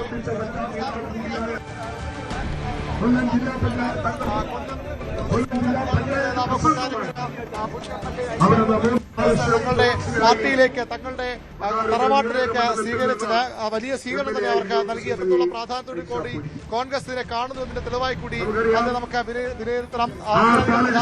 തുടരുന്നുണ്ട്. ഏതായാലും വലിയ ആവേശത്തിലാണ് കോൺഗ്രസ് ക്യാമ്പ്, യാതൊരു സംശയവുമില്ല. വലിയ തോതിലുള്ള മാറ്റം, വലിയ നേതാക്കന്മാരുടെ ഒഴുക്ക് കോൺഗ്രസിലേക്ക് ഉണ്ടാകുമെന്നതിന്റെ സൂചന കൂടിയാണോ ഇത് എന്നുള്ളത് കാത്തിരുന്നു കാണേണ്ടി വരും. ഏതായാലും ജോസ് കെ മാണിയുടെ രാഷ്ട്രീയ UDF പ്രവേശനം ചർച്ച ചെയ്യുന്ന വേളയിൽ തന്നെയാണ് ഐഷ പോറ്റി എന്ന CPM നേതാവ് കോൺഗ്രസിന്റെ ഭാഗമാകുന്നത്. UDF-ലേക്ക് മടങ്ങാൻ ജോസ് കെ മാണിയും ഒരുങ്ങുന്നു. കോൺഗ്രസുമായുള്ള ചർച്ചയിൽ തീരുമാനമായി എന്നാണ് വിവരം. മറ്റന്നാൾ ചേരുന്ന സ്റ്റിയറിംഗ് കമ്മിറ്റി യോഗത്തിൽ നിർണായക തീരുമാനം ജോസ് കെ മാണി അറിയിക്കും. അതേസമയം കേരള കോൺഗ്രസ് എം പിളർപ്പിലേക്കെന്ന സൂചനയും ശക്തമാവുകയാണ്. റോഷി അഗസ്റ്റിന്റെ എതിർപ്പ് അവഗണിച്ച് മുന്നണി മാറ്റവുമായി മുന്നോട്ട് പോകാനാണ് ജോസ് വിഭാഗത്തിന് നീക്കം. എന്നാൽ ജോസിന്റെ മടങ്ങി വരവിൽ ജോസഫ് വിഭാഗവും പ്രാദേശിക കോൺഗ്രസ് നേതൃത്വവും എതിർപ്പറിയിച്ചു. അതിനിടെ മുന്നണി മാറ്റ അഭ്യൂഹങ്ങൾക്കിടെ ഇടതുമുന്നണി നേതാക്കൾക്കൊപ്പമുള്ള ചിത്രം പങ്കുവച്ച മന്ത്രി റോഷി അഗസ്റ്റിൻ രംഗത്തെത്തി. ഇന്നലത്തെ ഉപവാസം വരുത്തി ഞങ്ങൾ 5 പേര് ഇരുന്നത് നിങ്ങളെല്ലാവരും കണ്ടതല്ലേ? പിന്നെ എന്താ ഈ വാർത്തകൾ? മധ്യമേഖലാ ജാഥയുടെ ക്യാപ്റ്റനായിട്ട് ജോസ് കെ മാണി ഉണ്ടാകും. അല്ല, ജോസ് കെ മാണിയുടെ പേരിലല്ലേ ഇപ്പൊ ജാഥ നടത്തുന്നത്? ആര് പറഞ്ഞില്ലെന്ന്? അല്ല, അത് ചെയർമാൻ വ്യക്തമാക്കിയിട്ടുണ്ട്. ഇല്ലെന്ന് ആര് പറയണം? ഞങ്ങളുടെ ഒരു പാർട്ടി, ഞങ്ങൾക്ക് ക്രെഡിബിലിറ്റി ഉണ്ട്, ഒരു ധാർമ്മികതയുണ്ട്. ആ ക്രെഡിബിലിറ്റിയും ധാർമ്മികതയും ഒരു കാലത്തും പണയം വെച്ച് നിൽക്കുന്ന ഒരു പാർട്ടിയല്ല. അതെല്ലാം വ്യക്തമാക്കിയിട്ടുണ്ട്. ചെയർമാൻ തന്നെ വ്യക്തമാക്കി. ഇന്നലെ പോലും പങ്കെടുക്കാത്തതിന്റെ കാരണം ചെയർമാന്റെ സ്റ്റേറ്റ്മെന്റ് വന്നിട്ടുണ്ട്. അതുകൊണ്ട് ഇനി ഇത്തരം കാര്യങ്ങൾക്ക് ഒരു പ്രസക്തിയില്ലാത്ത കാര്യമല്ലേ? സർക്കാർ തുടരും. LDF സർക്കാരിൽ LDFിനൊപ്പം കേരള കോൺഗ്രസ് തുടരും തന്നെയല്ലേ അങ്ങയുടെ പോസ്റ്റ് അർത്ഥം? കേരള കോൺഗ്രസിന്റെ മാത്രമല്ല, LDFനെ സംബന്ധിച്ചിടത്തോളം ഈ മുന്നണി പ്രവർത്തിക്കുന്ന എല്ലാവരുടെയും ധാരണയും ചിന്തകൾക്കും വ്യത്യസ്തമായ ഒരു ധാരണ ഉണ്ടാകേണ്ട കാര്യം എവിടെയുണ്ട്? അവിടെയാണല്ലോ പ്രശ്നം. ഇതിങ്ങനെ അഭ്യൂഹങ്ങൾ സൃഷ്ടിക്കപ്പെടുന്നതിന് അപ്പുറത്തോട്ട് രേഖകളോടുകൂടി പറയാൻ കഴിയുന്ന എന്തെങ്കിലും വേണ്ടേ? അതൊക്കെ വ്യക്തമാക്കിയില്ല. ഏറ്റവും ലേറ്റസ്റ്റ് ആയിട്ട് വന്ന പാർട്ടി ചെയർമാന്റെ കുറിപ്പിൽ ഇന്നിപ്പോൾ ഈ അവസ്ഥ പ്രസന്റ് ടെൻസിൽ അതാണ് നമ്മുടെ മുമ്പിലുള്ളത്. അതിനെക്കുറിച്ച് ആശങ്ക എന്റെ മുമ്പിലില്ല. ജോസ് കെ മാണിയുമായി സോണിയാഗാന്ധി ബന്ധപ്പെട്ടു എന്നെല്ലാം വാർത്തകൾ വരുന്നുണ്ടായിരുന്നു. എന്നോട് പറഞ്ഞില്ല കേട്ടോ. സോണിയാഗാന്ധി പറഞ്ഞില്ല. എന്നാല് എന്ത് വന്നാലും ഇല്ലല്ലോ. കേരള കോൺഗ്രസ് പാർട്ടിയുടെ നിലപാടല്ലേ എന്ന് വ്യക്തമാക്കിയിരിക്കുന്നത്. അങ്ങനെ അത് ആര് പറഞ്ഞിരിക്കുന്നു? ഇല്ലാത്ത കാര്യങ്ങൾ പറഞ്ഞാൽ എങ്ങനെ ശരിയാവും? അല്ല, പറയണ്ടേ ആരെങ്കിലും ഞങ്ങളുടെ നിലപാട് ഞങ്ങൾ പോകാന്ന് പറയണ്ടേ? അങ്ങനെ വരുന്ന സന്ദർഭത്തിൽ അതിന് പ്രസക്തിയുള്ളൂ. എന്റെ നിലപാടിനകത്ത് ഞാൻ പറഞ്ഞല്ലോ, ഒരു ഗവൺമെന്റിന്റെ ഭാഗമായി തുടരുന്നു. ഇടതുപക്ഷ ജനാധിപത്യത്തിന്റെ ഭാഗമായി കേരള കോൺഗ്രസ് മുന്നോട്ട് പോകുന്നു. ആ നിലയിൽ പോകുന്നവർക്ക് എവിടെയാണ് അഭ്യൂഹങ്ങൾ നിന്നുകൊണ്ട് ഞങ്ങൾക്ക് ഇത്തരം കാര്യങ്ങൾ നേരിടാൻ പറ്റുമോ? എല്ലാ MLA-മാർക്കും അവരുടെ മണ്ഡലത്തിൽ എന്തെല്ലാം കാര്യങ്ങൾ നടത്താനുണ്ട്. എന്നെ അങ്ങനെ ആരും സമീപിക്കത്തില്ലെന്ന് ജോസ് കെ മാണി ഒരു നിലപാടുള്ളവനെ അങ്ങനെ വെറുതെ കയറി സമീപിക്കാൻ പറ്റുമോ? ഇതെന്താ പറയുന്നത്? ഞങ്ങളെല്ലാം സൗഹൃദമുള്ളവരാ, ആരോടും വിദ്വേഷമില്ല, അടുത്ത സൗഹൃദമുള്ളവരാ. അത് വ്യക്തിപരമായ സൗഹൃദവും സ്നേഹവും എന്നും തുടരും. കേരള കോൺഗ്രസ് എം LDF വിട്ട് UDFിലേക്ക് വരുന്നതിൽ ധാരണയായി കഴിഞ്ഞു. ഈ തീരുമാനം Kerala Congress M chairman Jose K Mani വെള്ളിയാഴ്ച കോട്ടയത്ത് ചേരാൻ പോകുന്ന സ്റ്റിയറിംഗ് കമ്മിറ്റി യോഗത്തിൽ അവതരിപ്പിക്കും എന്ന കാര്യവും ഉറപ്പായിട്ടുണ്ട്. കോൺഗ്രസുമായി ഉണ്ടാക്കിയിരിക്കുന്ന ധാരണ പ്രകാരം, കോൺഗ്രസ് നേതാക്കളുമായി സംസാരിച്ചതിൽ നിന്ന് ഉണ്ടാക്കിയ ധാരണയനുസരിച്ച് കഴിഞ്ഞ തവണ LDFിലായിരുന്നപ്പോൾ മത്സരിച്ച് ജയിച്ച സീറ്റുകൾ അത് UDFിലായിരിക്കുമ്പോഴും കേരള കോൺഗ്രസ് എമ്മിന് മത്സരിക്കാൻ കിട്ടും 5 സീറ്റുകൾ. അതുപോലെ തന്നെ കേരള കോൺഗ്രസ് ജോസഫ് വിഭാഗത്തിന് കഴിഞ്ഞ തവണ ജയിച്ച 2 സീറ്റുകളും ഉണ്ടാകും. ഇതുകൂടാതെ കേരള കോൺഗ്രസ് മാണി വിഭാഗത്തിന് 4 സീറ്റുകൾ കൂടി, കഴിഞ്ഞ തവണ തോറ്റവയിൽ 4 സീറ്റുകൾ കൂടി മത്സരിക്കാൻ കിട്ടും. ആകെ 5 + 4 9 സീറ്റുകളിൽ കേരള കോൺഗ്രസ് എമ്മിന് മത്സരിക്കാൻ സാധിക്കും. അതുപോലെ ജോസഫ് വിഭാഗത്തിന് ജയിച്ച 2 സീറ്റുകൾ കൂടാതെ കഴിഞ്ഞ തവണ തോറ്റവയിൽ 4 സീറ്റുകൾ കൂടി ഉണ്ടാകും. അങ്ങനെ 6 സീറ്റുകളിൽ മത്സരിക്കാം. നേരത്തെ 2 കേരള കോൺഗ്രസുകളും UDFിൽ ആയിരുന്ന സമയത്ത് ഒരുമിച്ച് നിന്നപ്പോൾ മത്സരിച്ച 15 സീറ്റുകൾ 2 കേരള കോൺഗ്രസുകൾക്കുമായിട്ട് ഇത്തവണ മത്സരിക്കാൻ കിട്ടും. ഇതാണ് ആദ്യഘട്ടത്തിൽ ഉണ്ടായിരിക്കുന്ന ധാരണ. ഇത് കൂടാതെ ചിലപ്പോൾ 1-2 സീറ്റുകളിൽ വിട്ടുവീഴ്ചയ്ക്കും സാധ്യതയുണ്ട്. ഇതിൽ ഏറ്റവും പ്രധാനപ്പെട്ട കാര്യം പാലായുടെ കാര്യത്തിൽ എന്ത് സംഭവിക്കും എന്നുള്ളതാണ്. ജോസ് കെ മാണിക്ക് പാലാ തരാം എന്നുള്ളതാണ് ഇപ്പോഴത്തെ ധാരണ. മറ്റൊരു കാര്യം കൂടി മുന്നോട്ട് വെച്ചിട്ടുണ്ട് ജോസ് കെ മാണിക്ക് മുന്നിൽ, അതായത് പാലാ വിട്ട് മറ്റൊരു മണ്ഡലത്തിൽ മത്സരിക്കുക എന്നുള്ളത്. അത് തിരുവമ്പാടി മണ്ഡലമായിരിക്കും. അവിടെ ചില വിട്ടുവീഴ്ചകൾ ഘടകകക്ഷിയുടെ ഭാഗത്തു നിന്ന് വേണ്ടിവരും. പക്ഷേ ജോസ് കെ മാണി ഇക്കാര്യം അംഗീകരിച്ചിട്ടില്ല. അതുകൊണ്ട് പാലായുടെ കാര്യത്തിൽ നിലവിൽ ജോസ് കെ മാണി മത്സരിക്കാം എന്നുള്ളതാണ്. അപ്പോൾ മാണി സി കാപ്പന്റെ കാര്യത്തിലും ഒരു തീരുമാനം എടുക്കേണ്ടി വരും. അവിടെയും തിരുവമ്പാടി ഈ പറയുന്ന ഈ ധാരണയുടെ കാര്യത്തിൽ, ഒത്തുതീർപ്പ് ധാരണയുടെ കാര്യത്തിലേക്ക് വന്നിട്ടുണ്ട്. പക്ഷേ അന്തിമ തീരുമാനം ഈ വിഷയത്തിൽ ഉണ്ടായിട്ടില്ല എന്നുള്ളതാണ് ഇപ്പോഴത്തെ ചർച്ചകളിൽ നിന്ന് ഉരുത്തിരിഞ്ഞു വരുന്ന സമവാക്യം. അതേസമയത്ത് തന്നെ ജോസഫ് വിഭാഗം ഇക്കാര്യം അംഗീകരിക്കേണ്ടതുണ്ട്. അവർ ഇക്കാര്യം അംഗീകരിച്ചിട്ടില്ല.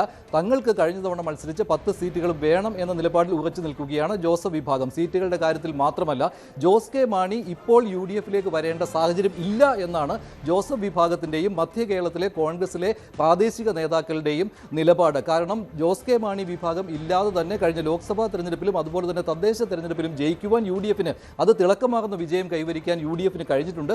അതുകൊണ്ട് ജോസ് കെ മാണി വിഭാഗം വേണ്ട എന്ന നിലപാടാണ് ജോസഫ് വിഭാഗത്തിനും കോൺഗ്രസിലെ തന്നെ മധ്യ കേരളത്തിലെ പ്രധാനപ്പെട്ട നേതാക്കൾക്ക് പോലും ഉള്ളത്. പക്ഷേ ലീഡർഷിപ്പ് ഇടപെട്ടും അതുപോലെ തന്നെ ലീഗിന്റെ സാന്നിധ്യത്തിലും അതുപോലെ ക്രൈസ്തവ സഭകളുടെ സമ്മർദ്ദത്താലും ഈ ചർച്ചകൾ മുന്നോട്ട് പോവുകയായിരുന്നു. ഒടുവിൽ ഇങ്ങനെയൊരു ധാരണയിലേക്കാണ് എത്തിയിരിക്കുന്നത്. LDF വിട്ട് ജോസ് കെ മാണി വിഭാഗം UDFിലേക്ക് തിരികെ വരികയാണ്. അവിടെ ജോസഫ് ഗ്രൂപ്പിന്റെ എതിർപ്പുണ്ട്. ആ എതിർപ്പ് കൂടി മറികടന്നുകൊണ്ടാണ് ഇങ്ങനെയൊരു തീരുമാനത്തിലേക്ക് വരുന്നത്. മറ്റൊരു പ്രധാനപ്പെട്ട കാര്യം, ജോസ് കെ മാണി വരുമ്പോൾ ഒപ്പം 5 MLA-മാരെയും കൂട്ടേണ്ടതുണ്ട്. പക്ഷേ നിലവിൽ മന്ത്രിയായ റോഷി അഗസ്റ്റിൻ ഈ തീരുമാനത്തിന് അനുകൂലമല്ല. അദ്ദേഹം LDFിൽ ഉറച്ചു നിൽക്കുവാൻ തന്നെയാണ് തീരുമാനിച്ചിട്ടുള്ളത്. നിലവിൽ അദ്ദേഹത്തിൻ്റെ ഫേസ്ബുക്ക് പോസ്റ്റ് ഇങ്ങനെയായിരുന്നു. അതുകൂടാതെ തന്നെ അദ്ദേഹം മാധ്യമങ്ങളോടും ഇക്കാര്യം പറഞ്ഞു. LDF വിടേണ്ട ഒരു സാഹചര്യവുമില്ല, ഇത്തരത്തിലുള്ള ചർച്ചകൾ ഇല്ല എന്ന് അദ്ദേഹം പറയുമ്പോഴും ചർച്ചകളുണ്ട് എന്നുള്ളത് ശരിയാണ്. പക്ഷേ റോഷി അഗസ്റ്റിൻ ഇതിന് സമ്മതം മൂളിയിട്ടില്ല. റാന്നി MLA പ്രമോദ് നാരായണനും ഇക്കാര്യത്തിൽ സമ്മതം മൂളിയിട്ടില്ല. ഈ 2 പേരുടെയും എതിർപ്പുണ്ട്. അങ്ങനെ 5 MLA-മാരിൽ M Jayaraj, job Michael, Sebastian Kulathingal ഈ 3 MLA-മാരുടെ പിന്തുണയാണ് ജോസ് കെ മാണിക്കുള്ളത്. റോഷി അഗസ്റ്റിനും പ്രമോദ് നാരായണും വരും എന്നുള്ള കാര്യം തന്നെയാണ് കോൺഗ്രസ് നേതൃത്വത്തെ ജോസ് കെ മാണി അറിയിച്ചിട്ടുള്ളത്. അതായത് തൻ്റെ കൂടെയുള്ള 5 MLA-മാരും കേരള കോൺഗ്രസ് LDF വിട്ട് UDFിലേക്ക് വരുമ്പോൾ ഉണ്ടാകും. ഇതനുസരിച്ച് തന്നെയാണ് സീറ്റ് ധാരണയുടെ കാര്യത്തിലും. കാരണം ഇടുക്കി, റോഷി മത്സരിച്ച ഇടുക്കിയും പ്രമോദ് നാരായൺ മത്സരിച്ച റാന്നിയും, ജയിച്ച റാന്നിയും ഈ സീറ്റ് ധാരണയുടെ കാര്യത്തിൽ ഉൾപ്പെടുത്തിയതും ഇതുകൊണ്ട് തന്നെയാണ്. എന്തായാലും കേരള രാഷ്ട്രീയം വീണ്ടും കേരള കോൺഗ്രസിലേക്ക് തിരിയുന്നു, കോട്ടയത്തേക്ക് തിരിയുകയാണ്. LDFിലേക്ക് കേരള കോൺഗ്രസ് M പോകുവാൻ തീരുമാനമെടുത്ത ആ സാഹചര്യത്തിന് സമാനമായ ഒരു രീതിയിലേക്ക് തിരികെ UDFിലേക്ക് കേരള കോൺഗ്രസ് M വരുമ്പോൾ എന്തായിരിക്കും അവർ പറയാൻ പോകുന്നത് കാരണമായിട്ട് എന്നതും ഏറ്റവും പ്രധാനപ്പെട്ട കാര്യമാണ്. കേരള രാഷ്ട്രീയം അങ്ങനെ കേരള കോൺഗ്രസിലേക്ക് വീണ്ടും എത്തുന്നു, ശ്രദ്ധ അങ്ങോട്ട് തിരിയുന്നു. വിസ്മയം ഉണ്ടാകാൻ പോകുന്നുവെന്ന് VD സതീശൻ പറഞ്ഞത് കേരള കോൺഗ്രസിനെ കുറിച്ച് തന്നെയാണ്. എന്തായാലും അങ്ങനെ ഒരു തീരുമാനം ജോസ് കെ മാണി എടുത്തിട്ടുണ്ട്. ഇനി പാർട്ടി ഒറ്റക്കെട്ടായിട്ടാണോ അതോ പാർട്ടി പിളരാൻ പോവുകയാണോ എന്നുള്ളത് മാത്രമേ അറിയാൻ ബാക്കിയുള്ളൂ. ഇതിനിടയിൽ മറ്റൊരു പ്രധാനപ്പെട്ട കാര്യം കൂടി പുറത്തു വന്നത് ജോസ് കെ മാണിയുടെ FB പോസ്റ്റാണ്. കേരള കോൺഗ്രസ് M എന്ന പാർട്ടിയുടെ നിലപാട് പലവട്ടം ആവർത്തിച്ച് പറഞ്ഞിട്ടുള്ളതാണ്. വ്യക്തത വരുത്തിയിട്ടുണ്ട് അക്കാര്യത്തിൽ. ഇപ്പോൾ നടക്കുന്ന ചർച്ചകൾ പാർട്ടിയുമായി യാതൊരു ബന്ധവുമില്ല. കേരള കോൺഗ്രസ് M ഒറ്റക്കെട്ടായി മുന്നോട്ട് പോകുമെന്നാണ് ജോസ് കെ മാണി പറഞ്ഞിരിക്കുന്നത്. സജിത്ത്, വല്ലാത്ത ആശയക്കുഴപ്പത്തിലാണോ ആ പാർട്ടി? രഞ്ജിത്ത്, ഈ വിഷയത്തിൽ ഈ വിവാദങ്ങൾ കേരള കോൺഗ്രസിൻ്റെ മുന്നണി മാറ്റം വലിയ തരത്തിൽ ചർച്ചയാവുന്ന ഘട്ടത്തിൽ പാർട്ടിയുടെ ചെയർമാൻ വന്ന് നടത്തുമ്പോൾ കാര്യങ്ങൾ വിശദീകരിക്കുമ്പോൾ വരുത്തേണ്ട ഒരു വ്യക്തത ജോസ് കെ മാണി വരുത്തിയിട്ടില്ല എന്നതാണ് ഈ പോസ്റ്റിൻ്റെ ഒരു പ്രത്യേകത.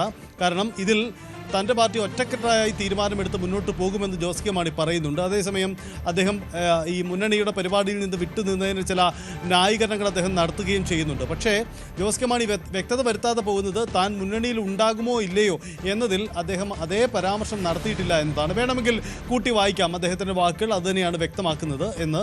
പക്ഷേ ഇപ്പോൾ ഈ വിവാദത്തിൻ്റെ പശ്ചാത്തലത്തിൽ ഒരു പാർട്ടിയുടെ ചെയർമാൻ നടത്തുന്ന വിശദീകരണത്തിൽ ചില വ്യക്തതക്കുറവുണ്ട് എന്നുകൂടി നമുക്കതിൽ ചൂണ്ടിക്കാട്ടേണ്ടതുണ്ട്. ഒപ്പം ജോസ് കെ മാണി പറയാൻ ശ്രമിച്ചിരിക്കുന്നത് തൻ്റെ പാർട്ടിയിൽ പിളർപ്പോ ഭിന്നിപ്പോ ഇല്ല, എല്ലാവരും ഒറ്റക്കെട്ടായി മുന്നോട്ട് പോകുമെന്നതാണ്. കാരണം ജോസ് കെ മാണി മുന്നണി മാറുമ്പോൾ അതിൽ റോഷി അഗസ്റ്റിൻ്റെയും ഒപ്പം തന്നെ പ്രമോദ് നാരായണൻ്റെയും പിന്തുണ ഉണ്ടാവില്ല, റോഷി അഗസ്റ്റിൻ മാറി നിൽക്കുന്നു എന്ന വാർത്തകളാണ് പുറത്തു വന്നത്. ആ വാർത്തയാണ് ഇപ്പോൾ ഈ കാര്യത്തിൽ ജോസ് കെ മാണി നിഷേധിക്കുന്നത്. അതേസമയം മുന്നണി മാറുമോ ഇല്ലയോ എന്ന കാര്യത്തിൽ വ്യക്തത വരുത്താൻ ജോസ് കെ മാണി തയ്യാറായിട്ടില്ല. എന്തായാലും 16-ന് ഉന്നതാധികാര സമിതി യോഗം ചേരുകയാണ്. ആ യോഗത്തിൽ തൻ്റെ പാർട്ടി ഒറ്റക്കെട്ടായി തീരുമാനമെടുക്കും എന്ന സൂചന കൂടിയാണ് ജോസ് കെ മാണി ഈ പോസ്റ്റിലൂടെ പങ്കുവയ്ക്കുന്നത്. ജോസ് കെ മാണി അപ്പോഴും ഈ പാർട്ടിക്കുള്ള LDFിലുള്ള ആശയക്കുഴപ്പം മാറ്റാൻ തയ്യാറായിട്ടില്ല എന്നുള്ള പ്രത്യേകത കൂടിയുണ്ട്. മുന്നണി വിടുമോ ഇല്ലയോ എന്ന കാര്യത്തിൽ വ്യക്തത വരുത്തുന്നില്ല എന്നത് പ്രധാനമാണ്. ഇതിനിടെ കേരള കോൺഗ്രസ് LDF വിടുമെന്ന അഭ്യൂഹത്തിൽ ജോസ് കെ മാണിയും റോഷി അഗസ്റ്റിനും എല്ലാം വ്യക്തമാക്കിയിട്ടുണ്ടെന്ന് മന്ത്രി MB രാജേഷ് പറഞ്ഞു. ഞാനിപ്പോൾ 2 കാര്യം കണ്ട്. ഒന്ന്, ശ്രീ ജോസ് കെ മാണിയുടെ ഓഫീസിൻ്റെ ഒരു പ്രസ്താവന ഇന്ന് പത്രങ്ങളിലെല്ലാം വന്നിട്ടുണ്ട്, ഇന്നലെ വരാൻ കഴിയാത്തതിനെ സംബന്ധിച്ച്. അപ്പോൾ ആ അഭ്യൂഹം അതോടുകൂടി അവസാനിച്ചല്ലോ. പിന്നെ ഇപ്പോൾ കണ്ടത് ബഹുമാനായ മന്ത്രി ശ്രീ റോഷി അഗസ്റ്റിൻ നടത്തിയ പ്രതികരണമാണ്. അദ്ദേഹം വ്യക്തമാക്കിയിട്ടുണ്ട് പാർട്ടി ചെയർമാൻ പാർട്ടി നിലപാട് വ്യക്തമാക്കിയിട്ടുണ്ടെന്നും ബാക്കിയെല്ലാം അഭ്യൂഹങ്ങളാണെന്നും. UDF മുന്നണി വിപുലീകരണത്തിൽ വിസ്മയമുണ്ടാകുമെന്ന് ആവർത്തിച്ച് പ്രതിപക്ഷ നേതാവ് VD സതീശൻ. ഈ പ്രസ്താവനയാണ് കാര്യമായ ചർച്ചയ്ക്ക് കാരണമായത്. വിരലിൽ എണ്ണാവുന്ന ദിവസത്തിനപ്പുറം വിസ്മയമുണ്ടാകും. മുന്നണിയിലേക്ക് ആരൊക്കെ വരുമെന്ന് അപ്പോൾ കാണാം. കേരള കോൺഗ്രസിന്റെ മുന്നണി മാറ്റവുമായി ബന്ധപ്പെട്ട് തങ്ങളുടെ ഭാഗത്തു നിന്ന് ഇടപെടൽ ഉണ്ടാകില്ലെന്നും സതീശൻ പറഞ്ഞു. തെരഞ്ഞെടുപ്പിന് മുൻപായി കേരളത്തിൽ വിസ്മയങ്ങൾ ഉണ്ടാവും. UDFിന്റെ മക്കളേക്ക് കക്ഷികളും LDFിലുള്ള കക്ഷികളും ഇന്ത്യയിലുള്ള കക്ഷികളും അല്ലാതെയുള്ള നിഷ്പക്ഷരായിട്ടുള്ള ആളുകളും UDFന്റെ പ്ലാറ്റ്ഫോമിലേക്ക് വരും. അത് ഉറപ്പായിട്ട് വരും. അത് ആരൊക്കെയാണ് എന്ന് ദയവ് ചെയ്തിപ്പോ ചോദിക്കരുത്. അത് സമയത്ത് തീർച്ചയായിട്ടും നിങ്ങളെ അറിയിക്കും. അപ്പൊ വിസ്മയം എന്ന് പറയുമ്പോൾ നേരത്തെ പറഞ്ഞ വിസ്മയം ഉണ്ടാവും. അത് വരുമ്പോഴല്ലേ വിസ്മയമാവുള്ളൂ. വന്നാൽ മതി. വരുമ്പോ കറക്റ്റായിട്ട് പറയും. കുറച്ചു ദിവസം കൂടി വെയിറ്റ് ചെയ്യും. അപ്പൊ കറക്റ്റായിട്ട് അറിയാൻ പറ്റും. അല്ല, വിരലിൽ എണ്ണാവുന്ന ദിവസം നിങ്ങൾ വെയിറ്റ് ചെയ്താൽ മതി. അപ്പൊ ആ വിസ്മയം എന്താണെന്ന് കേരളത്തിൽ രാഷ്ട്രീയ കൊടുങ്കാറ്റുയർത്തിയ സോളാർ തട്ടിപ്പ് കേസിലെ മുഖ്യപ്രതി ബിജു രാധാകൃഷ്ണൻ പുതിയ തട്ടിപ്പുമായി രംഗത്ത് വന്നെന്ന ന്യൂസ് 18 വാർത്തയ്ക്ക് പിന്നാലെ ഓഫീസ് പൂട്ടി. കാക്കനാട്ടെ മെറിഡിയൻ പ്രോജക്ട് പ്രൊഫഷൻസ് എന്ന സ്ഥാപനമാണ് പൂട്ടി ജീവനക്കാരടക്കം മുങ്ങിയത്. സന്നദ്ധ സംഘടനകൾക്ക് CSR ഫണ്ട് നൽകാമെന്ന വാഗ്ദാനം നൽകി കോടികൾ തട്ടിയ ബിജു രാധാകൃഷ്ണൻ തന്റെ ഓഫീസ് പൂട്ടി സ്ഥലത്ത് നിന്നും മുങ്ങിയിരിക്കുന്നു എന്നാണ് നമുക്ക് ഏറ്റവും ഒടുവിൽ നൽകാൻ കഴിയുന്ന വിവരം. കാക്കനാട് റെക്ക ക്ലബിന് തൊട്ട് സമയമുള്ള കണ്ണായ സ്ഥലത്തെ ഓഫീസാണ്. 2 നിലകളിലായാണ് ഈ ഓഫീസ് പ്രവർത്തിക്കുന്നത്. മെറിഡിയൻ പ്രോജക്ട് കൺസൾട്ട് പ്രൊഫഷണൽസ് എന്ന പേരിലാണ് ഈ ഓഫീസ് ഉള്ളത്. ഈ ഓഫീസിലായിരുന്നു കൂടുതൽ സമയത്തും ബിജു രാധാകൃഷ്ണൻ ഉള്ളത്. വിരമിച്ച സൈബർ സെല്ലിലെ ഉദ്യോഗസ്ഥനായ പോലീസുകാരനും ഒപ്പം ബെർലിൻ എന്ന മാനേജർ അടക്കമുള്ള ആളുകളും അടക്കം 20ഓളം പേരാണ് ഈ സ്ഥാപനത്തിൽ ജോലി ചെയ്തിരുന്നത്. പതിവ് പോലെ തന്നെ ഇന്ന് രാവിലെ ഈ സ്ഥാപനത്തിലെ ജീവനക്കാരെ ഇവിടെ എത്തുകയും ഓഫീസ് തുറക്കുകയും ചെയ്തു. എന്നാൽ തൊട്ടു പിന്നാലെയാണ് ന്യൂസ് 18 വാർത്ത ശ്രദ്ധയിൽപ്പെട്ടത്. ഇതിനുശേഷം ഓഫീസ് പൂട്ടി വളരെ പെട്ടെന്ന് തന്നെ ജീവനക്കാർ മടങ്ങുകയായിരുന്നു. തിടുക്കത്തിൽ ഈ ഓഫീസിലെ ഓൺ ചെയ്ത ലൈറ്റുകൾ പോലും ഓഫ് ചെയ്യാൻ നിൽക്കാതെയാണ് ജീവനക്കാർ ഇവിടെ നിന്നും മടങ്ങിയതെന്നാണ് നമുക്ക് അറിയാൻ കഴിയുന്നത്. നേരത്തെ ബിജു രാധാകൃഷ്ണന്റെ അഭിഭാഷകൻ ഇതുമായി ബന്ധപ്പെട്ട് കാര്യങ്ങൾ വിശദീകരിക്കുമെന്ന് അറിയിച്ചിരുന്നെങ്കിൽ പിന്നീട് വാർത്ത പുറത്തു വന്നതിന് പിന്നാലെ ബിജു രാധാകൃഷ്ണന്റെ അഭിഭാഷകനടക്കം ആരും പ്രതികരിക്കുന്നില്ല. എന്തായാലും ഒരു കൺസൾട്ടന്റ് സ്ഥാപനം എന്ന രീതിയിലാണ് ഇവിടെ പ്രവർത്തിച്ചിരുന്നതെന്നാണ് ഈ സ്ഥലത്തിന്റെ ഉടമയ്ക്കും അയൽവാസികൾക്കുമൊക്കെ അറിയാൻ കഴിയുന്നത്. മെഡിക്കൽ കോളേജിലും മറ്റും നിർമ്മിച്ച് നൽകുന്ന ആളുകൾ എന്ന രീതിയിലാണ് പരിചയപ്പെടുത്തിയത്. എന്നാൽ ബിജു രാധാകൃഷ്ണനാണ് അല്ലെങ്കിൽ ഈ സോളാർ തട്ടിപ്പ് കേസിലെ പ്രതിയാണ് എന്ന് സമീപവാസികൾക്ക് പോലും അറിയുമായിരുന്നില്ല. പലപ്പോഴും വലിയ ആഡംബര വാഹനങ്ങളിൽ ഈ ഓഫീസിന് മുൻവശത്തെത്തുകയും പെട്ടെന്ന് അകത്തേക്ക് കയറി പോവുകയുമാണ് ചെയ്തിരുന്നത്. മറ്റ് ആളുകൾക്ക് പോലും പിടികൊടുക്കാത്ത രീതിയിലായിരുന്നു ബിജുവിന്റെ പ്രവർത്തനമെന്നും മനസ്സിലാക്കാൻ കഴിയുന്നു. എന്നാലും ടീം സോളാറിന്റെ മാതൃകയിൽ തന്നെയുള്ള ഒരു കാര്യങ്ങളിലേക്കാണ് ഈ CSR തട്ടിപ്പും കടക്കുന്നത്. അതായത് വാർത്ത പുറത്തു വന്നതിന് പിന്നാലെ നിയമാനുസൃതമായി നടത്തുന്ന ഒരു സ്ഥാപനമാണെങ്കിൽ അല്ലെങ്കിൽ കൃത്യമായ രേഖകളോ മറ്റോ ഉണ്ടെങ്കിൽ അവർക്ക് കാര്യങ്ങൾ വിശദീകരിക്കാമായിരുന്നു, കാര്യങ്ങളുടെ ഒരു നിജസ്ഥിതി വെളിപ്പെടുത്തുമായിരുന്നു. പക്ഷേ ഇതൊന്നും ചെയ്യാതെ വളരെ പെട്ടെന്ന് തന്നെ സ്ഥാപനം പൂട്ടി ജീവനക്കാർ ഇവിടെ നിന്നും മുങ്ങുന്ന കാഴ്ചയാണ് കണ്ടിരിക്കുന്നത്. എന്തായാലും കൂടുതൽ പരാതികൾ ഒരുപക്ഷെ ഇതുമായി ബന്ധപ്പെട്ട് ഉയർന്നു വരും എന്ന ഒരു കണക്കൂട്ടൽ ബിജുവിനുണ്ടാവാം. നിലവിൽ പരാതിക്കാർ ആരും പരസ്യമായി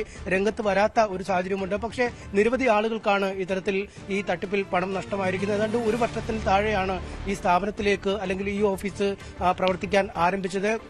കൊച്ചി നഗരത്തിൽ തന്നെ മറ്റ് 4 ഇടത്തു കൂടി ഓഫീസുണ്ട്. ആ ഓഫീസുകളുടെ പ്രവർത്തനം കൂടി അവസാനിപ്പിച്ചോ അവിടെയും അടച്ചുപൂട്ടിയോ എന്നാണ് ഇനി അറിയേണ്ടത്. എന്തായാലും കൂടുതൽ പരാതിക്കാർ ഒരുപക്ഷെ ഇനി വരും മണിക്കൂറുകളിൽ പുറത്തേക്ക് വരാൻ തന്നെയാണ് സാധ്യത. ഏതായാലും ഇന്ന് രാവിലെയാണ് ന്യൂസ് 18 MS സനീഷ് കുമാർ ഈ വലിയ വാർത്ത പുറത്തുവിട്ടത്. കേരളത്തിൽ രാഷ്ട്രീയ കൊടുങ്കാറ്റുയർത്തിയ സോളാർ തട്ടിപ്പ് കേസിലെ മുഖ്യപ്രതി ബിജു രാധാകൃഷ്ണന്റെ പുതിയ തട്ടിപ്പിനെ കുറിച്ചുള്ള വാർത്തയായിരുന്നു അത്. ആ വാർത്ത കാണും. UK നിന്നും മടങ്ങിയെത്തിയ ഉന്നതൻ, സഹോദരി ബാങ്ക് മാനേജർ, സഹോദരി ഭർത്താവ് ആദായനികുതി വകുപ്പിലെ ഉന്നത ഉദ്യോഗസ്ഥൻ. ഈ വിലാസങ്ങൾക്ക് പിന്നിൽ മറഞ്ഞിരുന്ന കേരളം കണ്ട ഏറ്റവും വലിയ സാമ്പത്തിക തട്ടിപ്പ് കേസിലെ പ്രതിയെ ആരും തിരിച്ചറിഞ്ഞില്ല. സന്നദ്ധ സംഘടനകൾക്ക് CSR ഫണ്ട് നൽകാനെന്ന പേരിൽ കേരളത്തിലെ ഏറ്റവും വലിയ തട്ടിപ്പുകാരിൽ ഒരാളായ ബിജു രാധാകൃഷ്ണൻ നടത്തിയ തട്ടിപ്പിന്റെ ഞെട്ടിക്കുന്ന കഥകളാണ് ഞങ്ങൾ പുറത്തുവിടുന്നത്.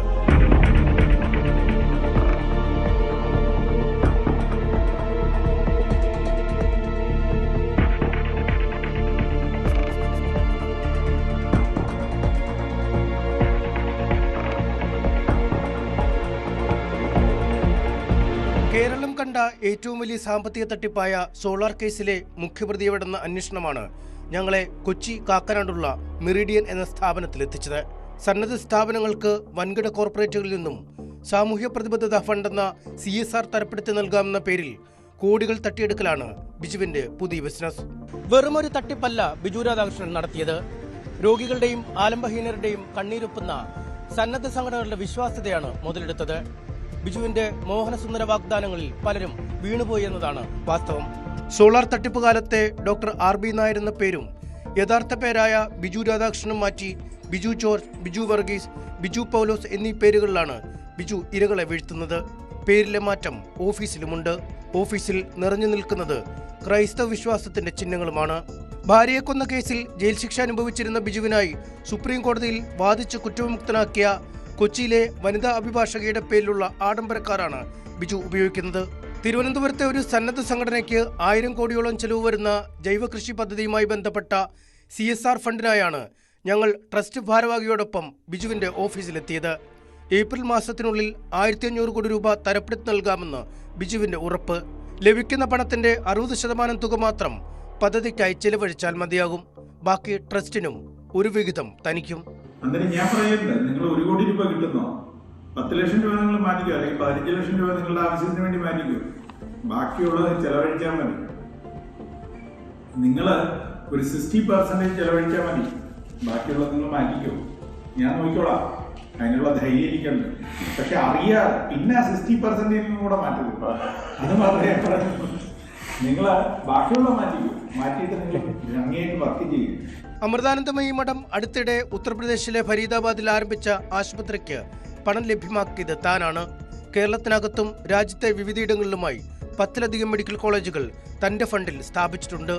കാരണം മെഡിക്കൽ കോളേജ് ആണെങ്കിൽ 1500 കോടി രൂപ ക്ലെയിം ചെയ്യാം, അല്ലെങ്കിൽ 1000 കോടി രൂപ ക്ലെയിം ചെയ്യാം. ഒരു ഹൗസിംഗ് ഡെവലപ്മെന്റ് പ്രോജക്റ്റിന് നമുക്ക് 1000 കോടി രൂപ കൊടുക്കാൻ പറ്റും. അന്നേരം അതിൽ നമുക്ക് കുറയും. കാരണം നമുക്കതിൽ ബ്രേക്കപ്പ് ചെയ്യാൻ പറ്റുന്ന ഒരു 40%, 30% ആണെങ്കിൽ മെഡിക്കൽ കോളേജിൽ 50% ബ്രേക്കപ്പ് ചെയ്യാം. അന്നേരം 1500 കോടി രൂപയാണ് ഒരു പ്രൊജക്ട് കോസ്റ്റ്. സാധാരണ അമൃത ഫരീദാബാദ് ഞാൻ ചെയ്തു തീർത്തപ്പോൾ ടോട്ടൽ പ്രൊജക്ട് കോസ്റ്റ് മാത്രം 4800 കോടി രൂപ വന്നു. പുതിയ അമൃതയുടെ എന്റെ പ്രൊജക്ട് ആണല്ലേ. 2800 ബെഡാണ് പ്രോജക്റ്റ്. കർണാടകത്തിൽ നിരവധി ഗ്രാമങ്ങളെയാണ് താൻ ദത്തെടുത്ത് വികസന പാതയിലേക്ക് എത്തിച്ചിരിക്കുന്നത്. 3000 പശുക്കളെ വളർത്തുന്ന ഗോശാല നടത്തുന്നു. ലിറ്റർ 1-ന് 1500 രൂപ നിരക്കിൽ ഗോമൂത്രം വിദേശത്തേക്ക് കയറ്റി അയക്കുന്നു. ഒരു വില്ലേജ് അഡോപ്റ്റ് ചെയ്തിട്ട് പറഞ്ഞതേ ഉള്ളൂ. മാഗഡി എന്ന് പറഞ്ഞൊരു വില്ലേജ് കർണാടക മൊത്തം അഡോപ്റ്റ് ചെയ്ത് ഞങ്ങൾ 200 വീടാണ് സാങ്ഷൻ ചെയ്ത് ഫണ്ട് കൊടുത്തു. ഫണ്ട് ട്രാൻസ്ഫർ ആയി, വർക്ക് സ്റ്റാർട്ടായി. അന്നേരം അത് ഒന്ന് വെരിഫൈ ചെയ്തു. അത് കഴിഞ്ഞിട്ട് ബന്ദിപ്പൂർ, അതും ട്രൈബൽ വില്ലേജാണ്, അത് ഞങ്ങൾ ഏറ്റെടുത്തു. അതിൽ മേൽക്കാമനഹള്ളി എന്ന് പറഞ്ഞൊരു വില്ലേജ് കംപ്ലീറ്റ് ഏറ്റെടുത്തു. ആദിവാസി മേഖലയിലെ സംസ്ഥാന സർക്കാർ പദ്ധതികൾക്ക് ഫണ്ട് ചെയ്യുന്നതും തന്റെ സ്ഥാപനമാണ്. ആദിവാസി മേഖലയിൽ നിന്നും IAS നേടിയ ശ്രീധന്യടക്കം നിരവധി പേർക്ക് ജോലി നേടാൻ സഹായിച്ചു. ഈ ഗ്രൂപ്പിൽപ്പെട്ടാണ് ശ്രീധന്യ സുരേഷ് ഒക്കെ IAS ഞങ്ങളുടെ സ്റ്റുഡൻസാണ്, ഗോത്രകരണത്തിന്റെ സ്റ്റുഡൻസാണ്. ശ്രീധന്യ സുരേഷ് IAS ഇവരൊക്കെ ഞങ്ങളുടെ പഠനം ഞങ്ങളുടെ പൈസ കൊണ്ട് പഠിച്ചു വന്ന ആൾക്കാരാണ്. അത് പറയുമ്പോൾ ഒരു അഭിമാനമാണ്. കാരണം എന്ന് പറഞ്ഞു കഴിഞ്ഞാൽ ഭയങ്കര വാർത്തയായി മാറിയതല്ലേ. ഭയങ്കര വാർത്തയാണ്. ഇതൊക്കെ ഞങ്ങളുടെ ഗ്രൂപ്പിൽ നിന്നാണ്. കേരള ഗവൺമെന്റ് പദ്ധതിയായിരുന്നു ഗോത്രകരണം. പക്ഷെ ഗവൺമെന്റിന് ഫണ്ടില്ല. അത് നടപ്പാക്കാൻ എക്സൈസ് ഡിപ്പാർട്ട്മെന്റിനെയും വിമുക്തിയെ അവരേൽപ്പിച്ചു, സോഷ്യൽ. പക്ഷേ ഇവരെ ഫണ്ട് കൊടുക്കാനായിട്ട് ആളില്ല. അങ്ങനെ വന്നപ്പോഴാണ് ഞങ്ങൾ NHF ആണ് ഇപ്പൊ കൊടുത്തോണ്ടിരിക്കുന്നത് എല്ലാവർക്കും.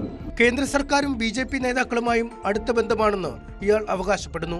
സംസ്ഥാന സർക്കാരിനെ കുറിച്ച് മതിപ്പില്ല. BJPയുമായിട്ട് ഏറ്റവും കൂടുതൽ കണക്റ്റഡ് ആയിട്ട് നിൽക്കുന്ന ഒരാളാണ് ഞാൻ. യോഗി ആദിത്യനാഥിന്റെ എല്ലാ പ്രോജക്റ്റും ചെയ്യുന്ന നമ്മളാണ്. ഉത്തർപ്രദേശിലെ എല്ലാ പ്രോജക്റ്റും നമ്മളാണ്. ട്രൈബൽ സെഗ്മെന്റ് കംപ്ലീറ്റ് നമ്മളാണ് ചെയ്യുന്നത്. കേന്ദ്ര ഗവൺമെന്റുമായിട്ടാണ് ഞങ്ങൾക്ക് കൂടുതൽ ബന്ധം. കേരള ഗവൺമെന്റുമായിട്ട് ബന്ധപ്പെട്ടിട്ട് വലിയ കാര്യമൊന്നുമില്ല. കാരണം കൊടുക്കണം, അങ്ങോട്ടേക്ക് കൊടുക്കണം എന്നല്ലാതെ ഇങ്ങോട്ടേക്കൊന്നുമില്ല. മറ്റേതെങ്ങനെയാണെന്ന് വെച്ച് കഴിഞ്ഞാൽ കേന്ദ്ര ഗവൺമെന്റിന് ലാഭമുണ്ട്. ഒരു മെഡിക്കൽ കോളേജിന്റെ പ്രൊജക്ട് ചെയ്യണമെങ്കിൽ 1500 കോടി രൂപ മിനിമം വേണം തുടങ്ങണമെങ്കിൽ. അതായത് ഒരു ബെഡിന് 3 കോടി രൂപ എന്നുള്ളതാണ് കാൽക്കുലേഷൻ വരിക. അതായത് ഒരു മെഡിക്കൽ കോളേജ് വേണമെന്നുണ്ടെങ്കിൽ 500 ബെഡ് മിനിമം ഉള്ള സൂപ്പർ സ്പെഷ്യാലിറ്റി ഹോസ്പിറ്റൽ വേണം. 25 ഏക്കർ സ്ഥലം വേണം. അന്നേരം ഈ ഒരു ഫിഗറിൽ 1500 കോടി രൂപ വേണമെങ്കിൽ നമ്മൾ ഫോറിനിൽ നിന്ന് വെളിയിൽ നിന്ന് കൊണ്ടുവരുന്ന ഫണ്ട് 3000 കോടി രൂപയാണ്. അതിൽ 1500 കോടി രൂപ ഭരിക്കുന്ന കക്ഷിക്ക് പോകും, ഞങ്ങൾക്ക് കിട്ടും. അങ്ങനെയാണ്. ബാക്കിയുള്ള 1500 കോടി രൂപ മെഡിക്കൽ കോളേജ് ചെയ്യും. ലാഭമില്ലാതെ ആരെങ്കിലും ബിസിനസ് എന്ന് പറയേണ്ട കാര്യമില്ല. കൊല്ലം സ്വദേശിയായ ബിജു ആലപ്പുഴക്കാരനെന്നാണ് സ്വയം പരിചയപ്പെടുത്തുന്നത്.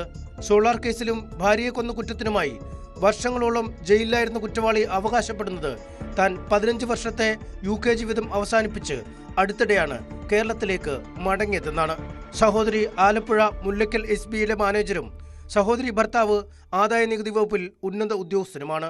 ഇപ്പം ഞാൻ UK-യിൽ 15 വർഷം ഞാൻ വർക്ക് ചെയ്തു. അത് കഴിഞ്ഞിട്ടാണ് ഞാൻ ഇങ്ങോട്ടേക്ക് വരുന്നത്. അന്നേരം ഇന്റർനാഷണൽ മാർക്കറ്റിൽ കിടന്ന് കളിച്ചത് കൊണ്ട് ഞാൻ ഈ NHF-ൽ തന്നെ UK-യിൽ CEO ആയിരുന്നു, മാഞ്ചസ്റ്റർ CEO ആയിരുന്നു. അത് കഴിഞ്ഞിട്ടാണ് ഇങ്ങോട്ട് വന്നത്. ഇതിപ്പോ സൗത്ത് CEO ആണ് ഞാൻ ഇതിന്റെ 4 സ്റ്റേറ്റിന്റെ ചാർജുണ്ട്. കർണാടക, ആന്ധ്ര, തമിഴ്നാട്, കേരളം 4 ഞാൻ ഡീൽ ചെയ്യുന്നു. എന്റെ പേരുകളും ആലപ്പുഴയാണ്. കാരണം ചേച്ചിയൊക്കെ ആലപ്പുഴ, എന്റെ പെങ്ങളൊക്കെ ആലപ്പുഴ, മുല്ലയ്ക്കല്ല. ഇപ്പൊ അളിയന്റെ കാര്യമാണെങ്കിൽ എഫൊക്കെ കറങ്ങിയാലും പുള്ളി കമ്മീഷണറാണ്, ഇൻകം ടാക്സിന്റെ കമ്മീഷണറാണ്. ഇപ്പൊ ആലപ്പുഴ, ഇപ്പൊ കൊച്ചിയിലേക്ക് വരിക കമ്മീഷണറാണ്, CIT ആണ്, കമ്മീഷണർ ഇൻകം ടാക്സ് ആണ്. പേര് ശ്രീകുമാർ. എന്റെ ബ്രദറിലോ വന്നിട്ട് അങ്ങനെ ആലപ്പുഴ ഉണ്ടായി. പിന്നെ എന്റെ സിസ്റ്റർ അവിടെ SBIയിലായിരുന്നു, സ്റ്റേറ്റ് ബാങ്ക് ഓഫ് ഇന്ത്യ ആയിരുന്നു. അവിടെ മുല്ലക്കൽ ബ്രാഞ്ചിൽ തന്നെയായിരുന്നു, ഇപ്പൊ സീനിയർ മാനേജറാണ്. അന്നേരം ഈ ആലപ്പുഴ എന്ന് പറയുന്നത് നമ്മളായിട്ട് വളരെ അറ്റാച്ച്ഡ് ആയിട്ടുള്ള ഒരു സാധനമാണ്. കേരളത്തിന് പുറമെ തമിഴ്നാട്, ആന്ധ്രാപ്രദേശ്, കർണാടക, തമിഴ്നാട് എന്നിവിടങ്ങളിൽ നിന്നായി നിരവധി സംഘടനകളാണ് സ്ഥാപനത്തിലെത്തുന്നത്. പ്രോജക്ട് തയ്യാറാക്കൽ എന്ന പേരിൽ 2.5 ലക്ഷം രൂപ ആദ്യം കൈവശപ്പെടുത്തും. ലഭിക്കാൻ പോകുന്ന CSR ഫണ്ടിന്റെ കമ്മീഷൻ എന്ന പേരിൽ പലപ്പോഴായി ലക്ഷങ്ങൾ സ്വന്തമാക്കിയാണ് ഇയാളുടെ പ്രവർത്തന രീതി.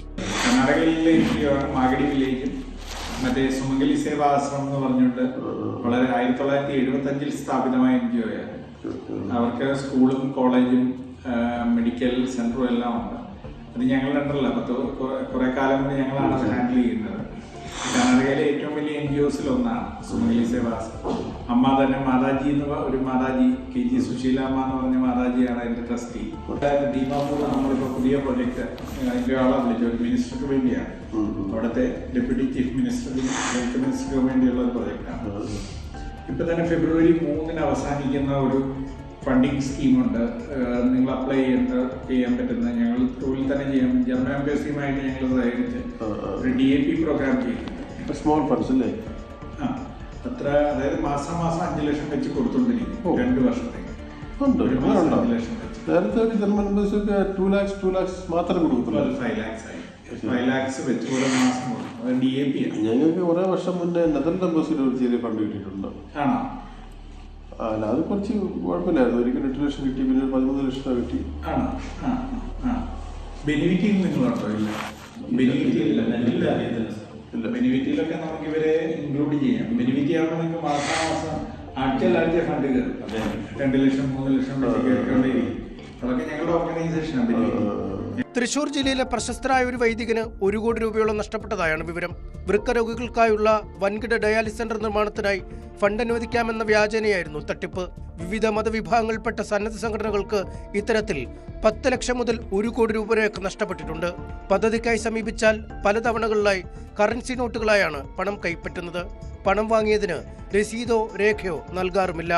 രേഖകളില്ലാതെ പണം കൈമാറിയതിനാൽ രേഖാമൂലം പരാതി നൽകാനാവാത്ത അവസ്ഥയിലാണ് ബിജുവുമായി ഇടപാട് നടത്തിയ സംഘടനകൾ. കോടികളുടെ CSR ലഭിക്കുമെന്ന പ്രതീക്ഷയിൽ കള്ളപ്പണം വെളുപ്പിക്കാൻ പണം നൽകിയവരും തട്ടിപ്പിനിരയായവരിൽ ഉണ്ട്. തട്ടിപ്പ് പുറത്തറിഞ്ഞാൽ സംഘടനയുടെ മുഖം നഷ്ടമാവുകയും ലഭിച്ചുവരുന്ന സഹായങ്ങൾ നിലയ്ക്കുമെന്ന ഭയത്താൽ തട്ടിപ്പിനിരയായത് പുറത്തു പറയാൻ മടിക്കുന്നവരും പണം നഷ്ടമായവരിൽ ഉണ്ട്.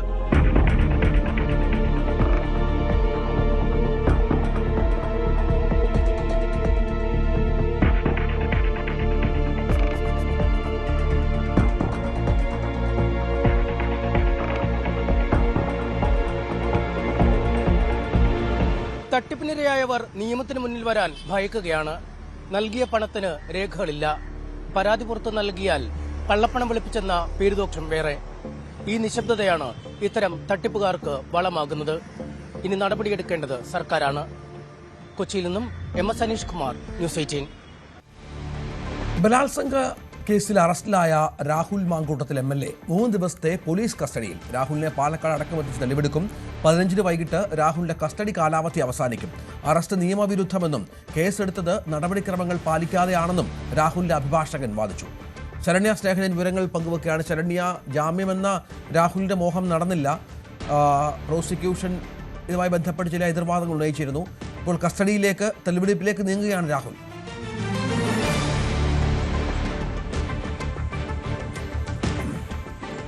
തീർച്ചയായിട്ടും രഞ്ജിത്ത്, വലിയ പ്രതിഷേധങ്ങൾക്ക് നടുവിലാണ് രാഹുൽ മാങ്കൂട്ടത്തിന്റെ കോടതിയിലേക്ക് എത്തിച്ചതും ഒപ്പം തന്നെ മറ്റ് നടപടിക്രമങ്ങൾ പൂർത്തീകരിച്ചതും. തുടക്കം മുതൽ തന്നെ വലിയ പ്രതിഷേധം ഡിവൈഎഫ്ഐ, BJP, യുവമോർച്ച പ്രവർത്തകരുടെ ഭാഗത്തു നിന്ന് ഉണ്ടായിരുന്നു.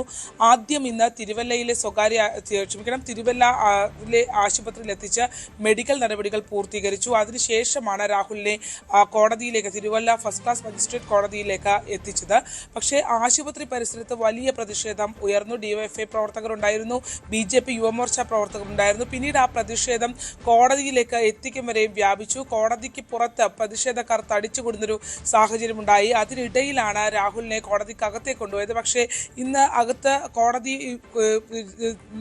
രാഹുലിന് ജാമ്യം ലഭിക്കുന്നതുമായി ബന്ധപ്പെട്ടിട്ടുള്ള ആവശ്യം അവരുടെ പ്രതിഭാഗത്തിന്റെ അഭിഭാഷകർ മുന്നോട്ട് വെച്ചിരുന്നു. എന്നാൽ അത് പരിഗണിച്ചിട്ടില്ല. 16-ന് ആ കാര്യങ്ങൾ പരിഗണിക്കുമെന്നുള്ളതാണ് കോടതി അറിയിച്ചിട്ടുള്ളത്. മാത്രമല്ല രാഹുലിനെ 3 ദിവസത്തിലേക്ക് അന്വേഷണ സംഘത്തിന്റെ ആവശ്യപ്രകാരം കസ്റ്റഡിയിൽ വിടുകയും ചെയ്തിട്ടുണ്ട്.